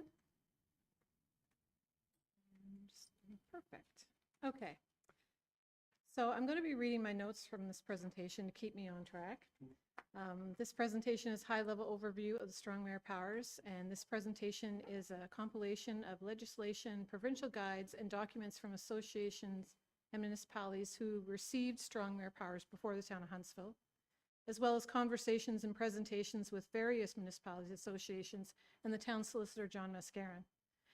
I have quite a few slides, so I'm going to go through this fairly quickly. And if there are any questions at the end relating specifically to budget, housing, organizational, employment matters, I may need to defer to the CAO or the respective department head. One thing I've learned over the past few weeks is there is a lot of interpretation with Strong Mayor Powers, and municipalities who have had the Strong Mayor Powers for a while are even still figuring some of this out. So I really appreciate those who helped me along the way, and we'll just keep going here. Okay, so I'm not a lawyer, as you all know. So I just have this slide here just because I just want everybody to read their own legislation and just take this for what it is. Okay. Let's see if I can, there we go. So the Strong Mayor Powers Building Homes Act amended legislation to provide for Strong Mayor Powers, and the Better Governance Act provided for the mayor's ability to propose bylaws.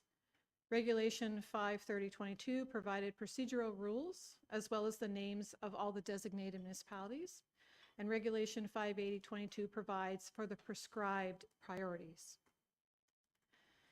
Strong Mayor Powers were first provided to the City of Toronto and the City of Ottawa in 2022, and various municipalities were added over time, some with additional requirements.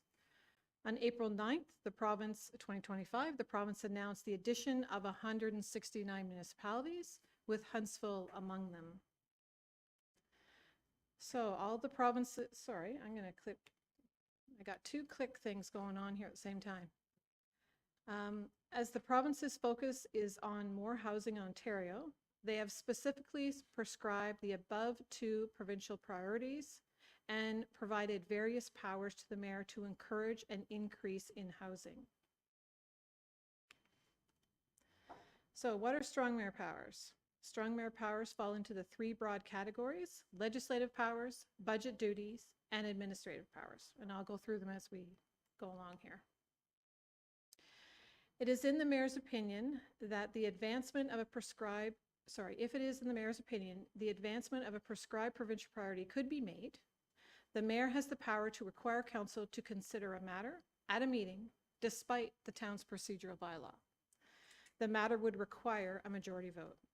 The mayor also has the power to require council to consider and vote on a bylaw at a meeting under the Municipal Act.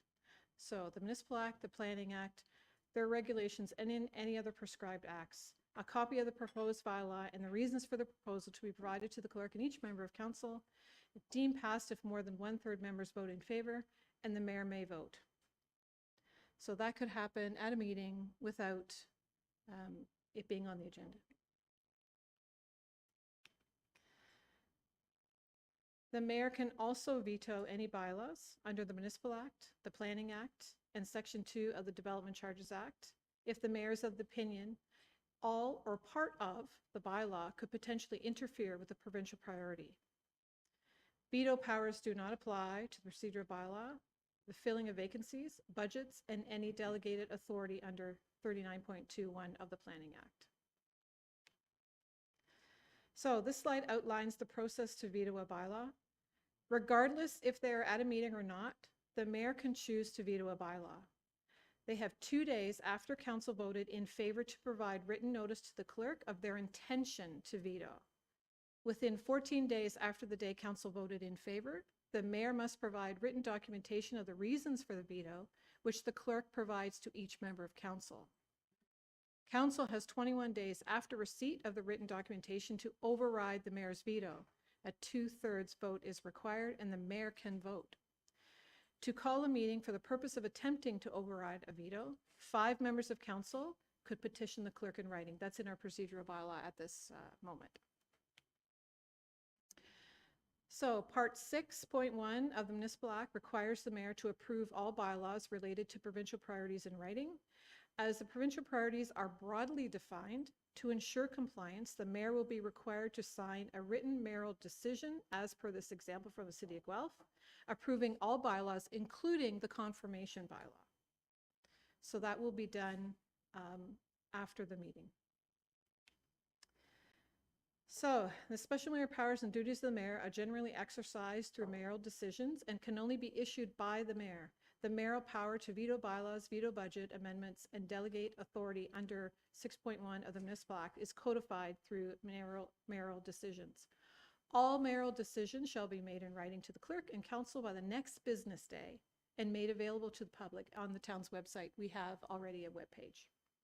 The mayor can revoke or replace a mayoral decision. However, they cannot veto a bylaw after it is given approval with notice. So once the mayor signs the bylaw within 2 days saying that she will not contest any of them, it's done. Any decision made or power exercised by the mayor cannot be quashed or judicially reviewed for unreasonableness if made legally or in good faith. The mayor can direct staff to do certain things related to their powers and duties, such as undertake research and provide advice on policies and programs, or to implement any decisions. When the mayor is exercising her power or performing a duty, it must be in writing to the clerk and council by the next business day, as well as made available to the public, subject to NFIPA. When the mayor is directing employees, it must be in writing to the clerk and to the CAO by the next business day. Mayoral directives can be revoked or replaced. The mayor has the power to appoint or dismiss the CAO. The mayor can delegate this power to council, as per this example of the City of Thunder Bay. Mayor Alcock this morning has signed a mayoral decision delegating this power to town council.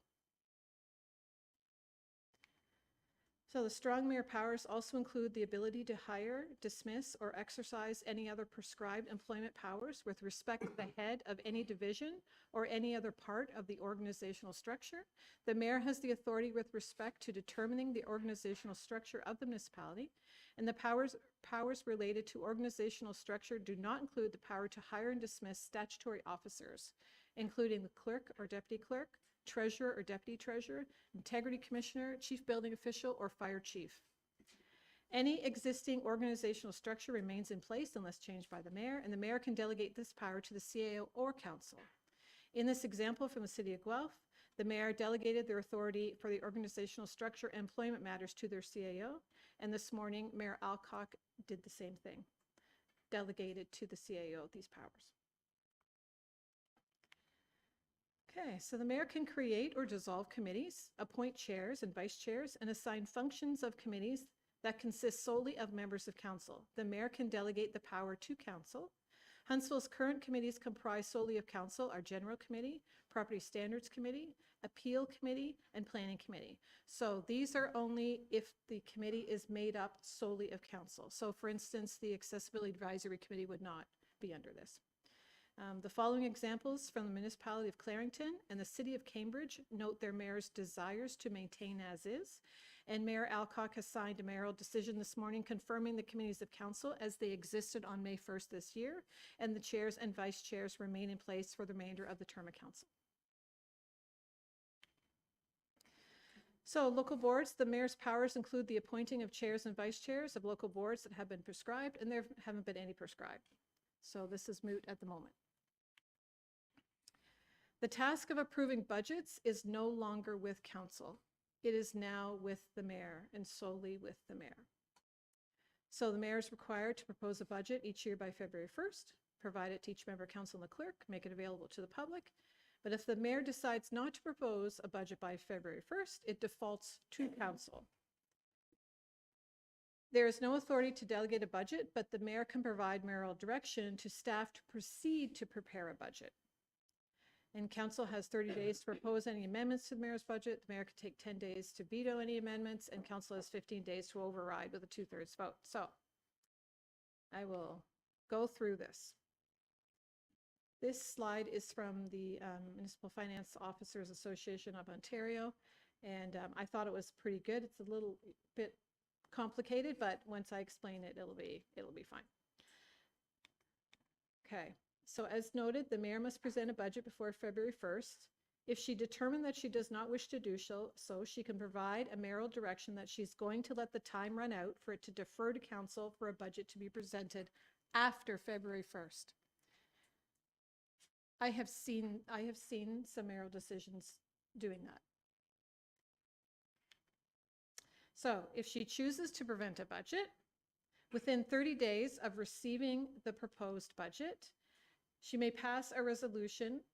Within 30 days of receiving the proposed budget, council may pass resolutions making amendments to propose the budget. So we've got the budget, it's been presented. Now council has 30 days, and only 30 days.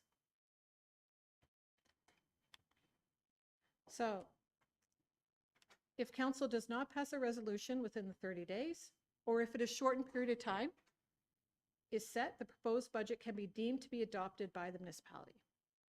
And when it's adopted by the municipality, there's no motion. It's just adopted. It's just done. If council wishes to propose amendments and they are not adopted by council, the budget is deemed adopted. If council proposed amendments and they are adopted by council, the mayor has 10 days after the 30-day time period to veto a resolution by providing to each member of council and the clerk a written veto document that includes the veto and the reasons for the veto. If the head of council does not veto a resolution within 10 days, or if a shorter period is set, the proposed budget shall be deemed to be adopted by the municipality. If the head of council vetoes a resolution, the resolution shall be deemed not to have been passed by council. If within 15 days after the expiry of the time period for the mayor to veto a resolution, council may override the mayor's veto if 2/3 of the members of council override the veto. If council has 2/3 passage, the budget is adopted without the amendments council proposed if you didn't get 2/3. If council obtained 2/3 passage, the budget is adopted and the amendments council proposed that the mayor had vetoed. So there's a few timelines in there, and the timelines can be shortened ahead of this if chosen by council, the 15 days, and if the mayor chooses the 10 days to shorten. But once the budget is proposed by the mayor, you have 30 days. And if it doesn't align with council meetings, 5 of you can provide a petition to me to hold a meeting to do so. Okay, so this is a little bit of a synopsis, easier slide, and this was also provided by the Municipal Finance Officers Association. And I thought I'd include it just for a little more clarity. This one shows Huntsville, how it could possibly work out. Now, of course, we have a 2-year budget already adopted, so what does that mean? We still have to do this, but it's going to be a lot easier for you because you've already went through it all. So it's almost a formality for you, unless there, of course, is changes. Now, I'm sure the Director of Financial Services will be coming with a little more information on how the budget will exactly go. But I'm just telling you from the Strong Mayor Power side, and she'll provide more after. So the mayoral decision from the City of Thunder Bay on the left notes of the mayor's intention at that time to forfeit their power to bring a budget to council. This meant passage would not occur until after February 1st. So that's an example. The mayoral decision from the town of Aurora on the right directed the CEO and Director of Finance to present the mayor's multi-year budget in accordance with the approved schedule. So that's just kind of an example how that will work. Subsection 272 in the Municipal Act speaks about restrictions on quashing bylaws passed by council due to unreasonableness or supposed unreasonableness of a bylaw, and subsection 273 speaks about the Superior Court of Justice ability to quash a bylaw for illegality. The new section 28414 is noting a bylaw can't be quashed that has been enacted by the mayor with more than 1/3 vote of council, unless it's illegal or done in bad faith, nor can be seek to be quashed to veto. So it had to, we had that already in the Municipal Act, so it had to add a section related to the strong mayor powers. So municipalities with strong mayor powers are required to fill a vacancy for a mayor by by-election. That's new. Didn't have to do that before, got to do it now. If the seat becomes vacant before March 31st in an election year. So if a vacancy occurs after March 31st, an appointment is required up to 90 days before voting day of a regular election, and the person appointed after March 31st does not have strong mayor powers, nor does a deputy mayor have strong mayor powers in the absence of the mayor. So this kind of shows you May 1st nominations open. March 31st is the deadline that we have to, anything before March 31st, we have to do a by-election. So you can see we are running, could potentially run in if anything like that ever, heaven forbid, happened. A new provision has been added to the Municipal Conflict of Interest Act that speaks to the mayor not exercising their veto powers in certain circumstances when they have a pecuniary interest.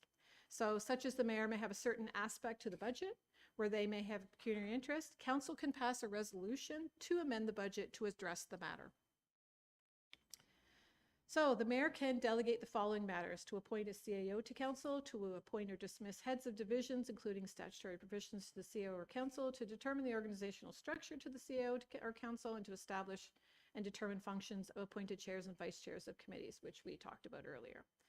The mayor cannot delegate proposing a bylaw. They can only forfeit it, as we chatted. The next 2 pages are a quick reference guide. I thought this was great from the city of Guelph. And it provides information on the legislative requirements and the process with the power. There are some bracketed references to numbers which refer to their, I think they have a 13-member council, so that's not going to be followed as per us because we only have a 9-member council. But I thought this was a really, really good guide. So a few next steps are to review the various policies for any required changes resulting from the strong mayor powers. As well as I noted, the director of finance will be bringing more information on the budget. And that's it. It's an amazing report. I'm going to go to Mayor Alcock first, but before I do, trivia question. How many slides in did you realize Director Clay was having pictures of mayors inserted? It took me a while, but I think others probably got it right away. So that was really neat to see you put that in there. That was great. Mayor Alcock, I'll let you speak to it. Thank you very much, Chair Morrison, and thank you, Tanya. I really, really liked this report. It was straightforward, very helpful. Even though you did a great job and around the budget, I still find the whole budget thing really confusing, so probably that will continue. But I think just general comment from me, and I was quoted, I think, in one of our media outlets a while ago. We're issuing a press release after today just to confirm the fact that I did actually find a number of bylaws, I guess, Mayoral decisions. Mayoral decisions. I did that today.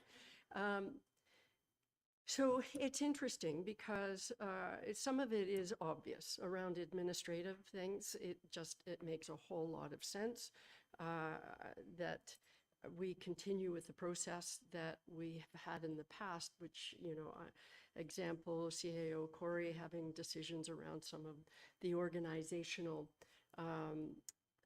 issues. So, we're in a fortunate position here in Huntsville. And that is, I've stated before, I actually quite like the status quo because I believe that this council works very well together. We work well with our staff. I know that I have an excellent working relationship with our CAO. And so it's not a situation where I've been hitting my head against the wall and nothing that council wants to get done, it actually does get done. So, and I know nothing is perfect, but you know, I think it's an excellent track record.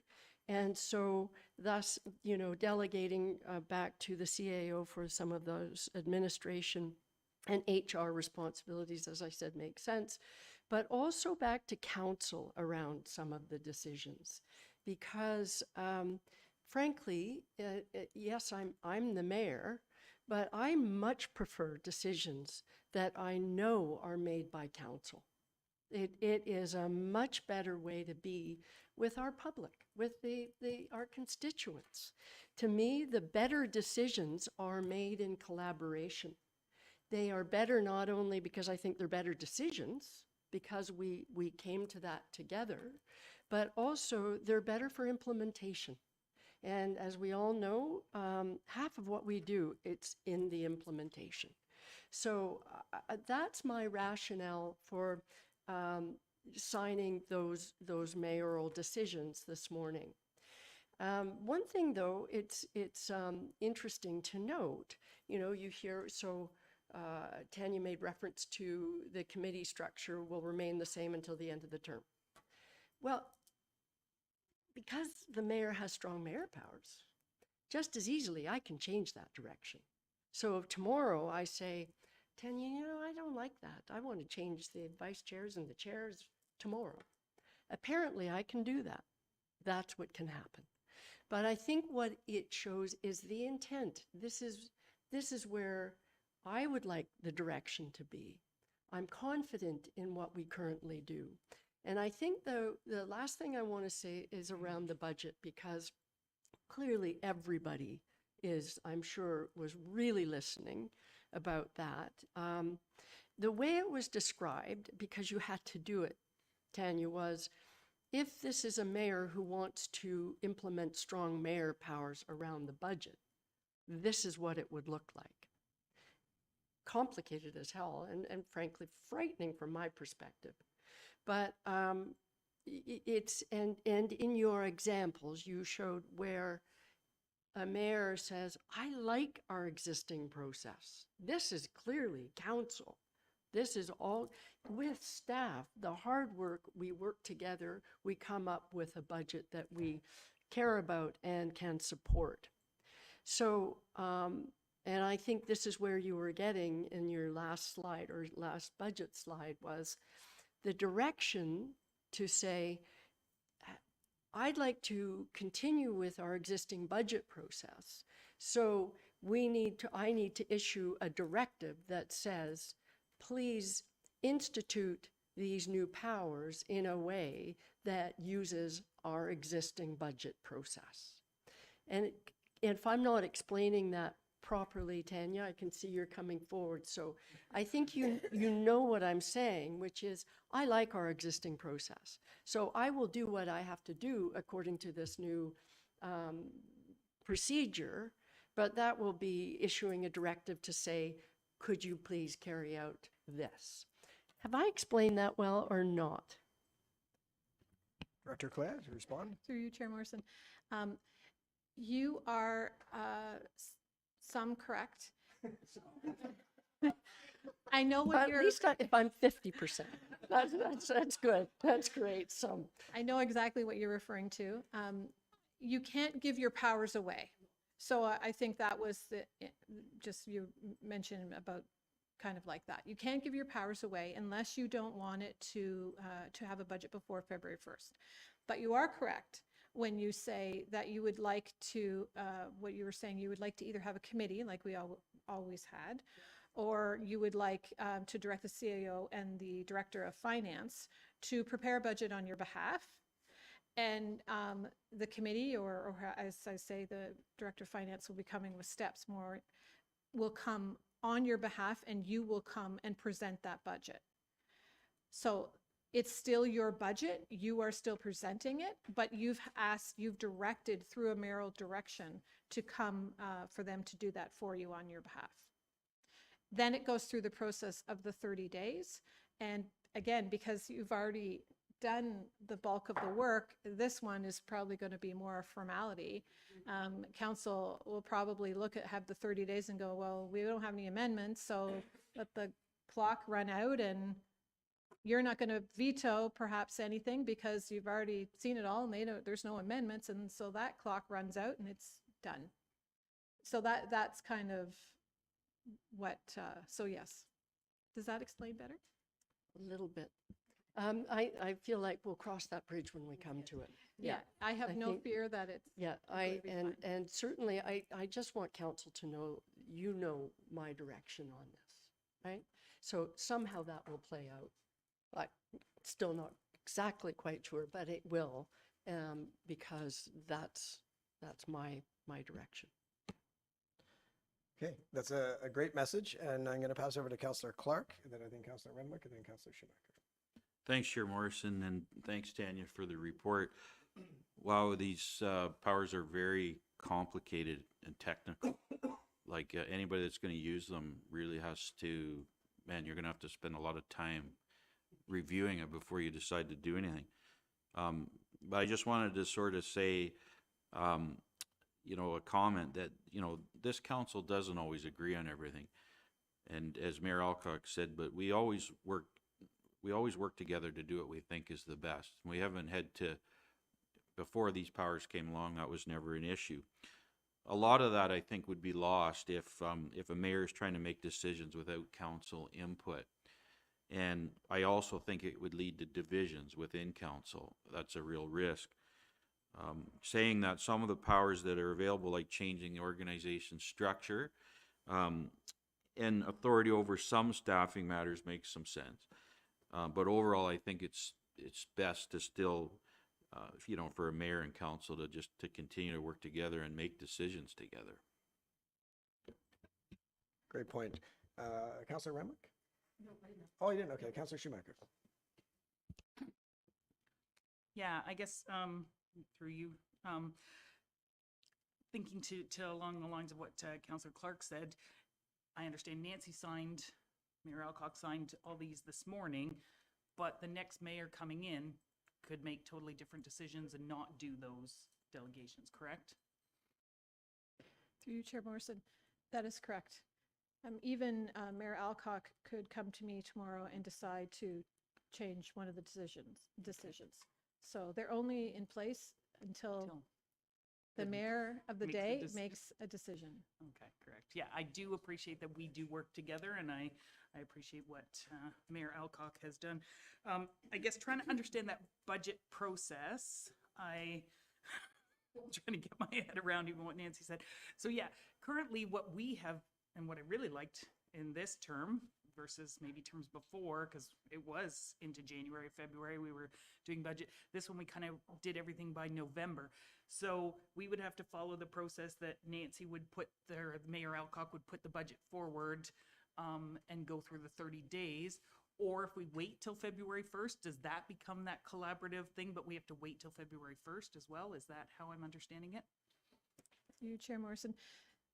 If the mayor does not propose a budget by February 1st, it defaults to council, and then council has to do it. Deputy Mayor Armour, and then Councillor Stone. Maybe just a quick follow-up on that one. So if we go through the budget process in September, October, November, come up to consensus and we agree to it. So as of February 1st, if the mayor does not propose a different budget, that would pass on that date? Or would we have to wait till February 1st before we actually start to debate the budget? Through you, Chair Morrison. So it's the mayor's budget to propose, if I can clarify, maybe Deputy Mayor. It's the mayor's budget to propose. Once she proposes it, the clock begins of the 30 days. So wherever that happens, once the mayor provides the budget to me and I provide it to council and the public, the clock of 30 days for council starts. Okay, so February 1st is like the last day that it has to happen. For the mayor to propose, yeah. Perfect. Yeah, and I think I think as a follow-up to that, because I had the same question, is like even if Mayor Alcock decides to delegate and to do it the way we're doing, we can't even start that process until February 1st, which is the issue, right? Because they're trying to deter that from happening. So, I mean, like us, but she can't delegate it to council until she fails to put a budget forward on February 1st. Like she can't say right now, here's the committee, Councillor Redmond, Councillor Morrison decide that they're still going to be the chairs. They're going to bring the budget through staff and then everyone debates it. That can't happen until February 1st, right? Through Chair Morrison. So the mayor can provide direction at any time to the CAO and the Director of Finance to prepare a budget on her behalf. Or she can provide direction to create a budget committee that prepares the budget on her behalf. And then when the budget is prepared, she puts forward the budget, whatever day that is, she puts forward the budget, and then the 30-day clock starts.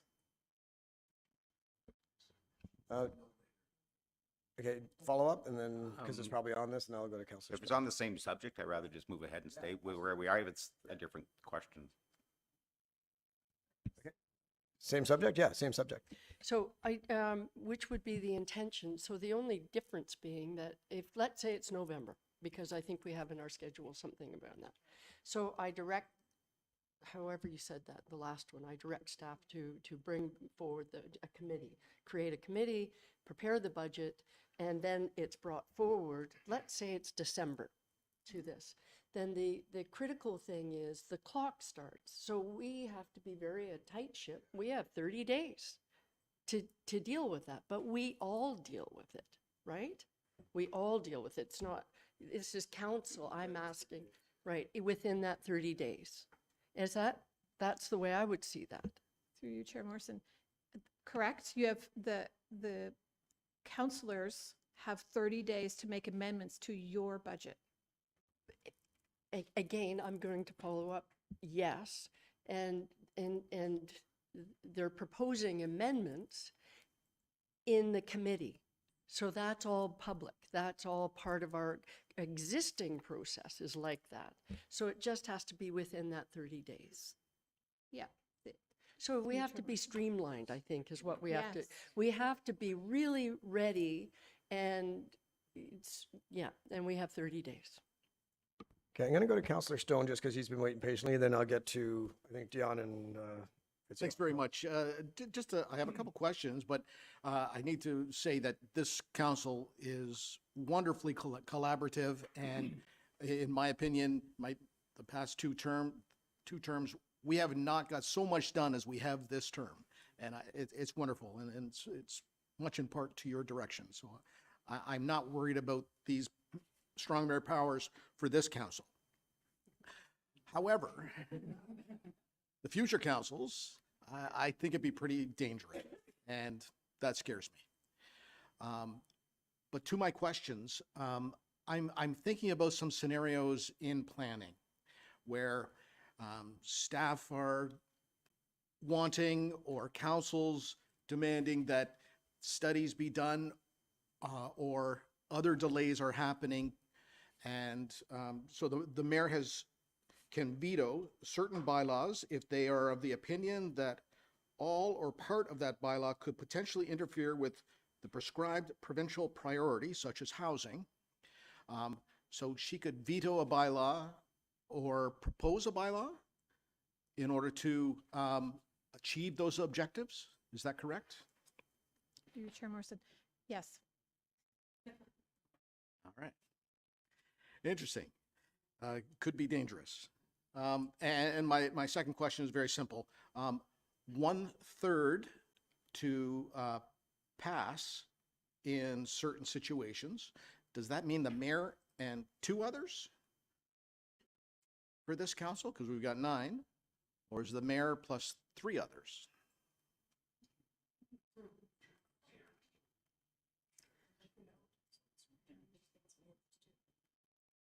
So I put, through you, Chair Morrison, I did put, did I have that on the screen? You did it.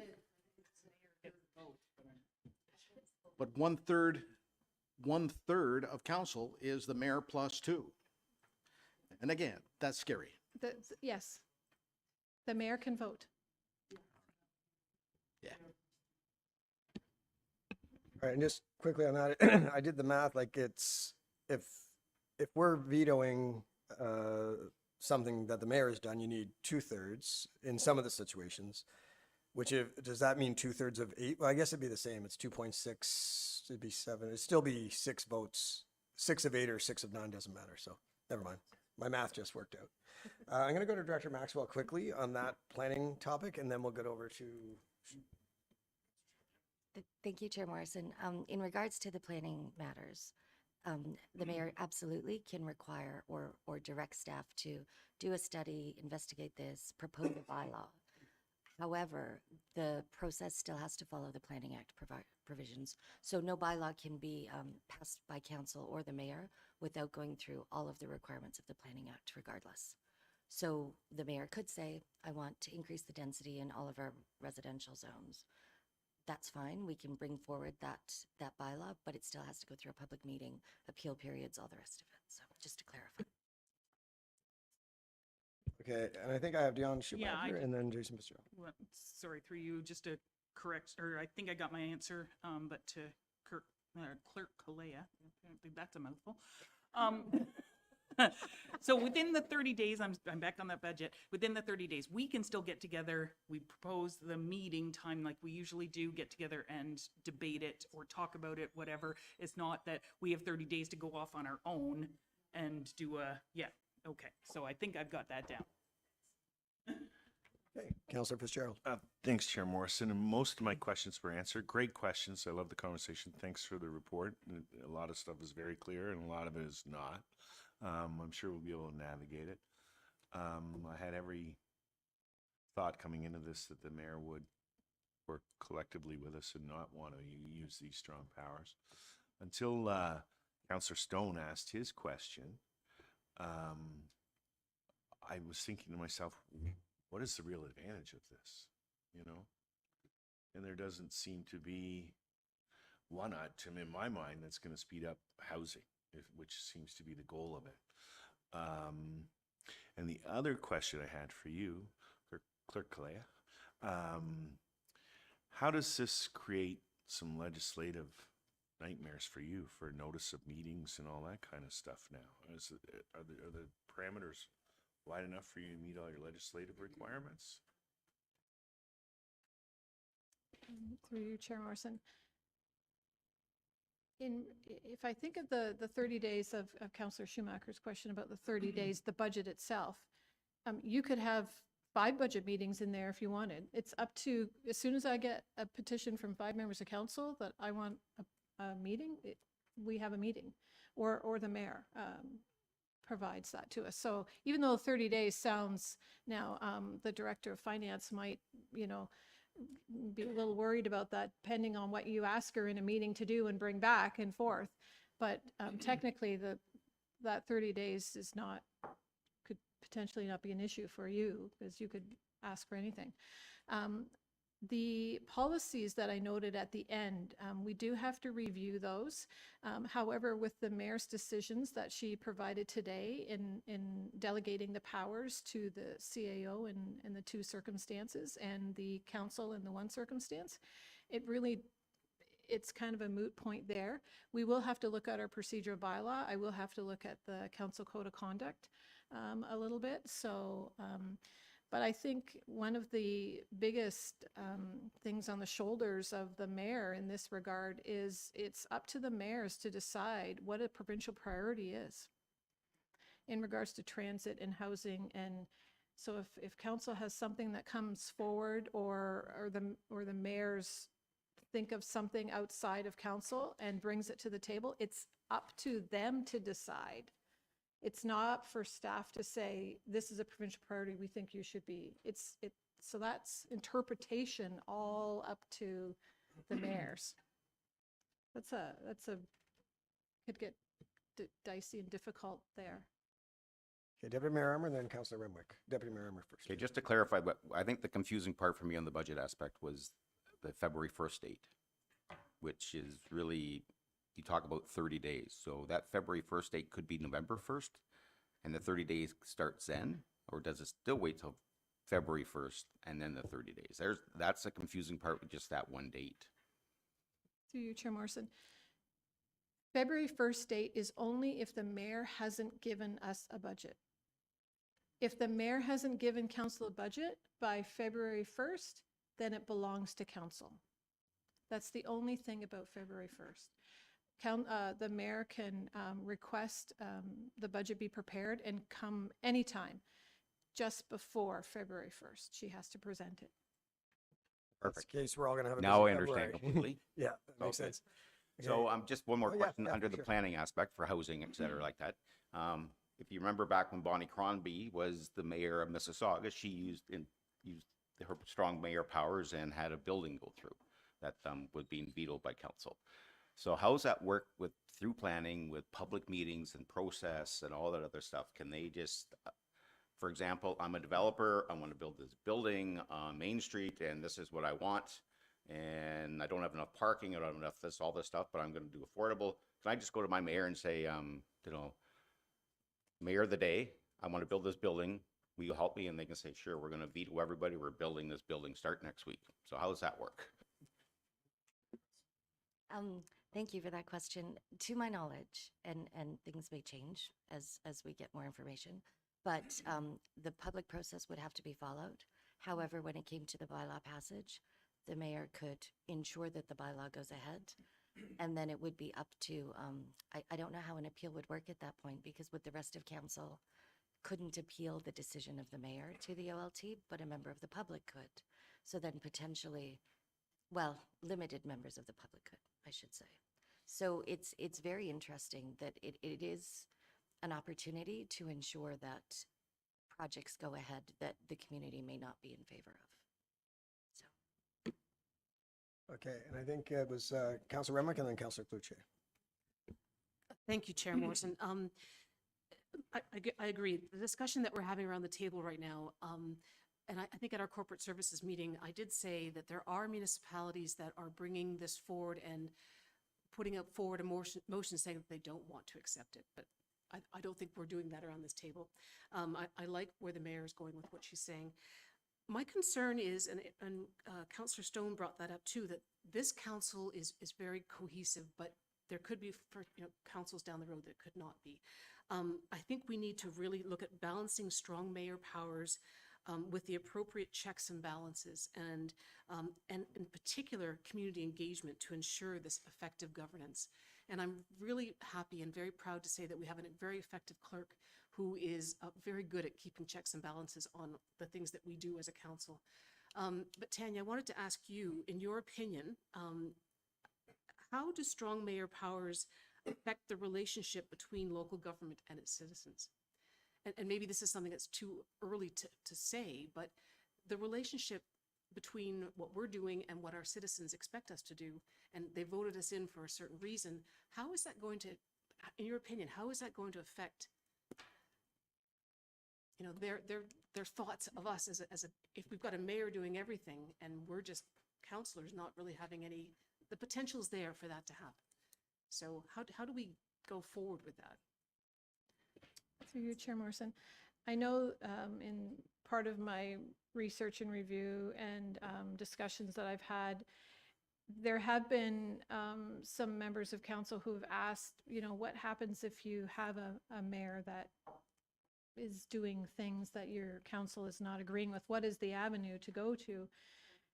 And it's the court.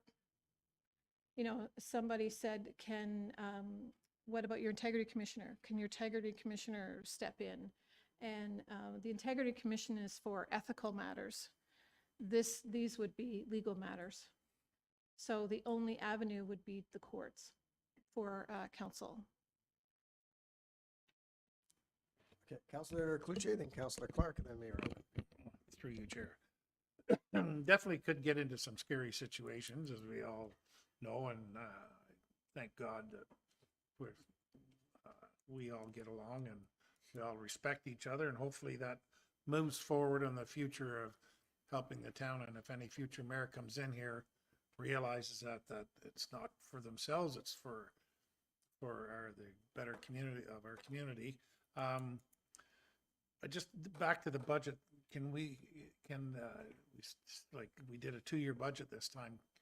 Can a 2-year budget be proposed again under this? Or do we have to do a 1-year budget? Through you, Chair Morrison. So this is one of those questions that I noted at the start that maybe the department head might have to take. They have not removed multi-year budgets from the Municipal Act, so that is still there, that isn't gone. So with that in mind, it's not clear to me how multi-year budgets will be addressed. And I know that the Association of Municipal Clerks and Treasurers of Ontario asked that question, and it was basically answered, councils know best their municipalities. So it really didn't help to me what I was looking for, but I don't know if Director McKenzie has any further info. I'll try my best to answer this. So most municipalities are moving towards the multi-year budgets, and a lot of the big ones that have had the strong mayor powers. I don't have any exact examples right now, but I can get some. But when we pass the 2-year budget, we passed the first year, and then you still have to review the second year. So I don't see that process changing, and I guess the mayor could just bring forward to say, this is the second year, let's review it. Any amendments, and you just follow the same process. So I don't see it being a significant challenge. That being said, when we are meeting with the MFOA on a regular basis, and some of the people that have had the strong mayor powers in for several years, they're still working through these. So if we look like we don't know the answer right now, it's perfectly normal because everybody else is in the same boat. Our intention would not be to move away from the multi-year budgets, because as we can see from this process, I think it's hopefully going to make our lives a lot easier this time around. So I don't know if that answers your question or not. Okay, in my opinion, I think it's going to depend again on the mayor, right? Like if you do a 2-year budget and then in the second year, the mayor wants to blow it up and propose her own budget or his own budget, they will have the right to do that. So we just hope everyone keeps agreeing. Councillor Clark. Thanks, Chair Morrison. And Tanya alluded to it a bit, but I guess one of the main problems or issues with this whole policy is that it's really up to the mayor's interpretation of how to use the powers. I'm just looking ahead. I mean, I could see these powers being an election issue come the next election. And I think the public is likely going to want to know if the candidates that are running for mayor plan to use the powers or not. And I think it's a good question to ask when we get to that point in time, closer to election time. Yes, and maybe even a provincial election question next time around. I think Mayor Alcock was next. Thank you, Chair Morrison. Just a quick follow-up on a couple of things. I completely agree with you, Councillor Clark, on the next election, and I think it will be. Well, maybe it's inside baseball, who knows? But I think for those who do follow, they will definitely want to know. And I do think, the powers are such that they could be quite explosive, for sure. As soon as you're into interpretation, and if I'll speak for myself, if I was a different person and I looked at this and I thought, especially in the area around planning and development, I probably would test it in lots of different ways, just because it's kind of set out that way. It's hard to hear things like, well, no, if this isn't, you're not taking this to council for their consideration. Here's your letter. You sign this letter and it's done. That's a weird one, I have to say. It's very strange. But the reason why I did want to just jump back in is, Councillor Renwick, you made a comment about some municipalities are offering to reject this or have passed motions to reject it. And we're not doing that. In my mind, what we are doing, the letters that I signed this morning are in essence rejecting it. It's saying, I'm going back to status quo. Status quo works well for us, right? And so I think that should be reflected in the press release. We're not passing, and this is where I'm going to ask Tanya, if you wouldn't mind speaking to it. Some municipalities, I believe, have passed motions saying, don't like this, whatever. but I'm not sure how effective that is, given its strong mayor powers. We can say that all we want at the council table, but it doesn't really mean a lot. What matters are the letters, the directive that I signed this morning, saying I'm delegating back to council and I'm delegating back to our CAO. So I thought it was important to clarify that, because we actually kind of are rejecting it, right? Thank you, Chair Morrison. So as I noted, the City of Toronto and the City of Ottawa have had it since 2022, and then municipalities were added on, and there was housing priorities and stuff added at the time as well. So the duration of time between now and when we were told on April 9th, nobody has been allowed to give it away. So nothing has been taken back. And when we were told, we were given like 6 days to provide comment. So if the province gives you 6 days to provide a comment, it kind of, perhaps they aren't really looking for any. Okay, Deputy Mayor Armour and then Councillor Cloutier. Thanks, Chair Morrison. My questions were actually answered through the last little conversation. Thanks. Councillor Cloutier and then Councillor Stone? No, you're good? Okay. Just going back, I mean, it's all complicated. So the mayor can replace employees, department heads and everything. As we all know, usually when a person is dismissed, a buyout package curtails with that. Who decides on the dollar amount? Now, if the mayor is letting a department head go and council is not in favor of it, but we have no choice, who decides on the amount of money that's giving out to anybody? Like, and who takes responsibility for that? Does council take responsibility for the buyout, or does the mayor, if the mayor makes the decision? I know it's digging a little deep, but this is the stuff that's going to come up. Very good question. Who's going to tackle that one? The CAO will tackle that.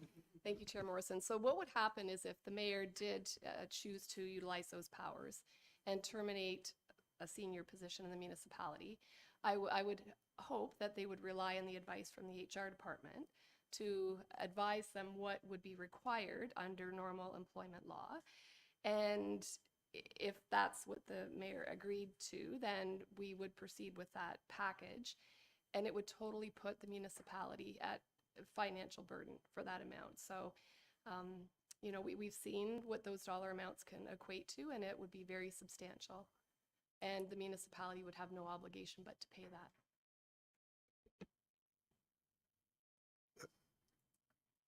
Do you want to comment on that specifically? Yeah, go ahead. Yeah. If the mayor relies on HR, what if the mayor says, let's double it? We have a strong mayor now. Right, is that possible, CAO Corey? Yeah, the answer would be yes. It would be, we would obviously have to follow legal advice and through our HR department, but if the mayor's solely responsible for the termination of an employee, then it would be, at this point, her decision about that package. So currently, that's a sign off by myself in consultation with council, because we would always come forward if it has a financial impact that isn't addressed or identified in the budget, then it needs council approval. But with these new powers, the mayor could make the decision. The mayor could decide to terminate me today, and whatever's required through employment law would have to be paid out and be liable to the municipality to pay that. I guess a quick question for Tanya on that. So the mayor is best friends with one of the directors and decides, you know what, I'm going to give you a golden handshake. Here's $1 million. You're gone. Can the public then, is there a way for the public to stand up for their tax dollars and appeal that, or go to court, or council to go to court before it's done? Through you, Chair Morrison, it would be the courts. The courts is the avenue. The other thing is the mayor's in charge of the budget, remember? So, so if it went beyond the budget amount, and I can ask Director McKenzie, but I believe we could send out another levy, which would mean more tax bills go out again. She can correct me if I'm wrong, because I'm not quite clear on that part. But yes, the mayor's in charge of the budget, so if that occurred. That's very scary. Okay, I think I've lost track of it. CEO Corey, then I think Mayor Alcock. Okay, go ahead. Thank you, Chair Morrison. Just a quick comment. As you can see, why the first directive I signed was delegating back to the CAO around hiring and firing, just to save myself from me, right? There you go. Clearly, obviously, I would never do that, but the implications are unbelievable. It really is shocking. The more we talk about it, I think it is unbelievable. Anyway, it explains why the first letter was that one. Okay, great. And I think, was there any other comments? All right, the best part about being the chair is almost everything I had concerns about has been answered. I'll speak to this. Like, I think I have zero concerns with our current mayor and our current council. I mean, obviously we're going to carry on, but it's very scary for who might come next or 10 years down the road. To me, it's undemocratic. You know, like with the stroke of a pen, a mayor can make sure that the majority of the public's not represented by the people they elected to be here to be their voice at the table around budget items and everything else. I mean, I don't want to sound too extreme, but it's similar to what's going on down south. With the stroke of a pen, major things are being done without Congress approval, and it's similar to that.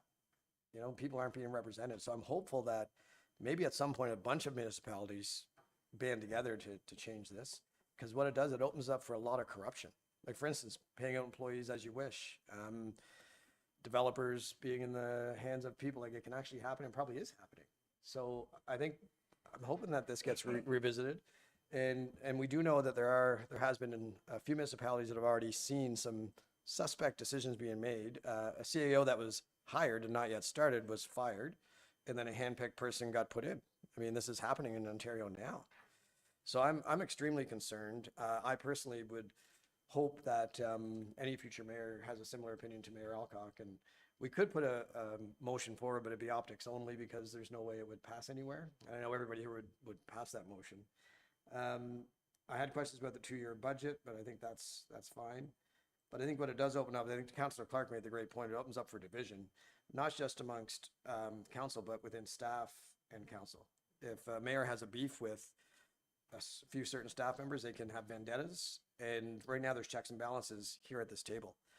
I don't like this at all, but I like the direction that our mayor has taken, and I fully support it. I think it's great. Deputy Mayor Armour? Thanks very much. Just a very quick one.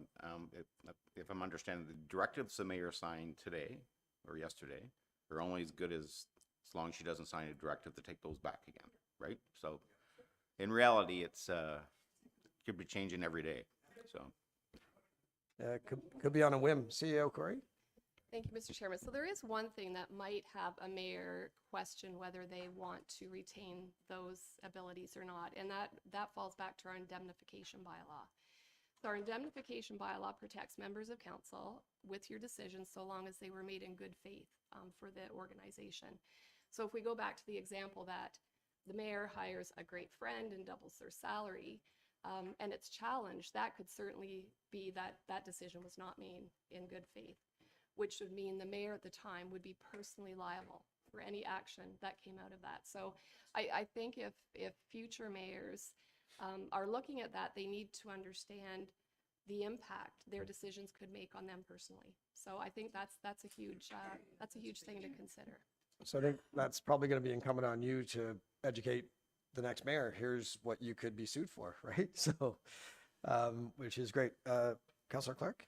Thanks, Chair. And last comment for me, but these are all the reasons why this next election is probably going to be one of the most important elections for mayor in recent time, because of all the reasons that we've discussed here today. It's going to be very important that whoever is elected is the right person. Yeah, it might bring people out of the woodwork looking for power, right? And what I really don't like about it is it seems to be a consistent taking away of powers of municipalities with Bill 23. I don't know if you guys have read Bill 5. Bill 5 is scary. Read that. I mean, you look at what the power is taken away from municipalities. For those of you who aren't aware, there's a development coming in Gravenhurst on the bay, on Muskoka Bay, where they passed a ministerial zoning order. And it's just saying, hey, none of this stuff would meet your bylaws or anything else, but we're just approving it. And we're going to have 2 hotels right on the water. And yeah, there's wetlands. We don't care. So I don't like the direction at all. It makes me really scared. Director Clea? Thank you, Chair Morrison. So as Director Mackenzie noted, they still have to follow all the public notices, everything in the Planning Act. They still have to follow everything. So that can't be, that's still all there and must be done.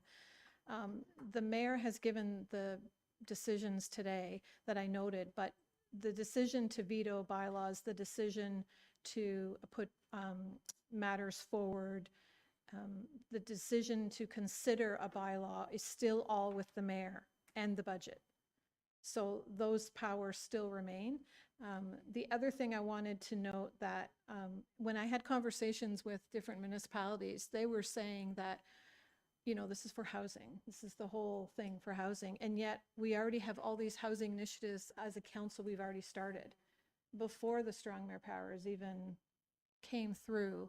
So I don't know whether this is actually done anything or not. I have no idea, but that's the point. And I know your comment there about having to follow the Municipal Act, the Planning Act, all these things. Bill 5, which is Protecting Ontario Through Unleashing Our Economies Act, they just went and changed the Environmental Protection Act, you know, because it didn't fit the thing. So what's next? They're going to change the Planning Act. They're going to change the Municipal Act. So could be the tip of the iceberg. Mayor Alcock? Thank you. And to follow up on that, I mean, in essence, the province has been doing that with the Planning Act and the provincial policy statement. It's almost an ongoing, not joke, but, you know, every 6 months, there's a new bill that changes that. So it's consistent with practice. We're all for more homes built faster, but it's getting a bit dangerous. Any other comments? Okay, with that, big thank you. This report was so huge, and based on the discussion, obviously a lot of great input, and we thank you for that. With that, I think I'll be passing it back to Mayor Alcock to resume chair. Okay, so we only have one motion left because we don't have a closed session, we don't have general information. So I do have a motion moved by Councillor Morrison, seconded by Councillor Cloutier. It is recommended that we do now adjourn at 11:36 a.m. All those in favor? And that carries. And a big shout out to all of the staff today. Great reports, a lot of good questions and a lot of great information, and to council. Thank you.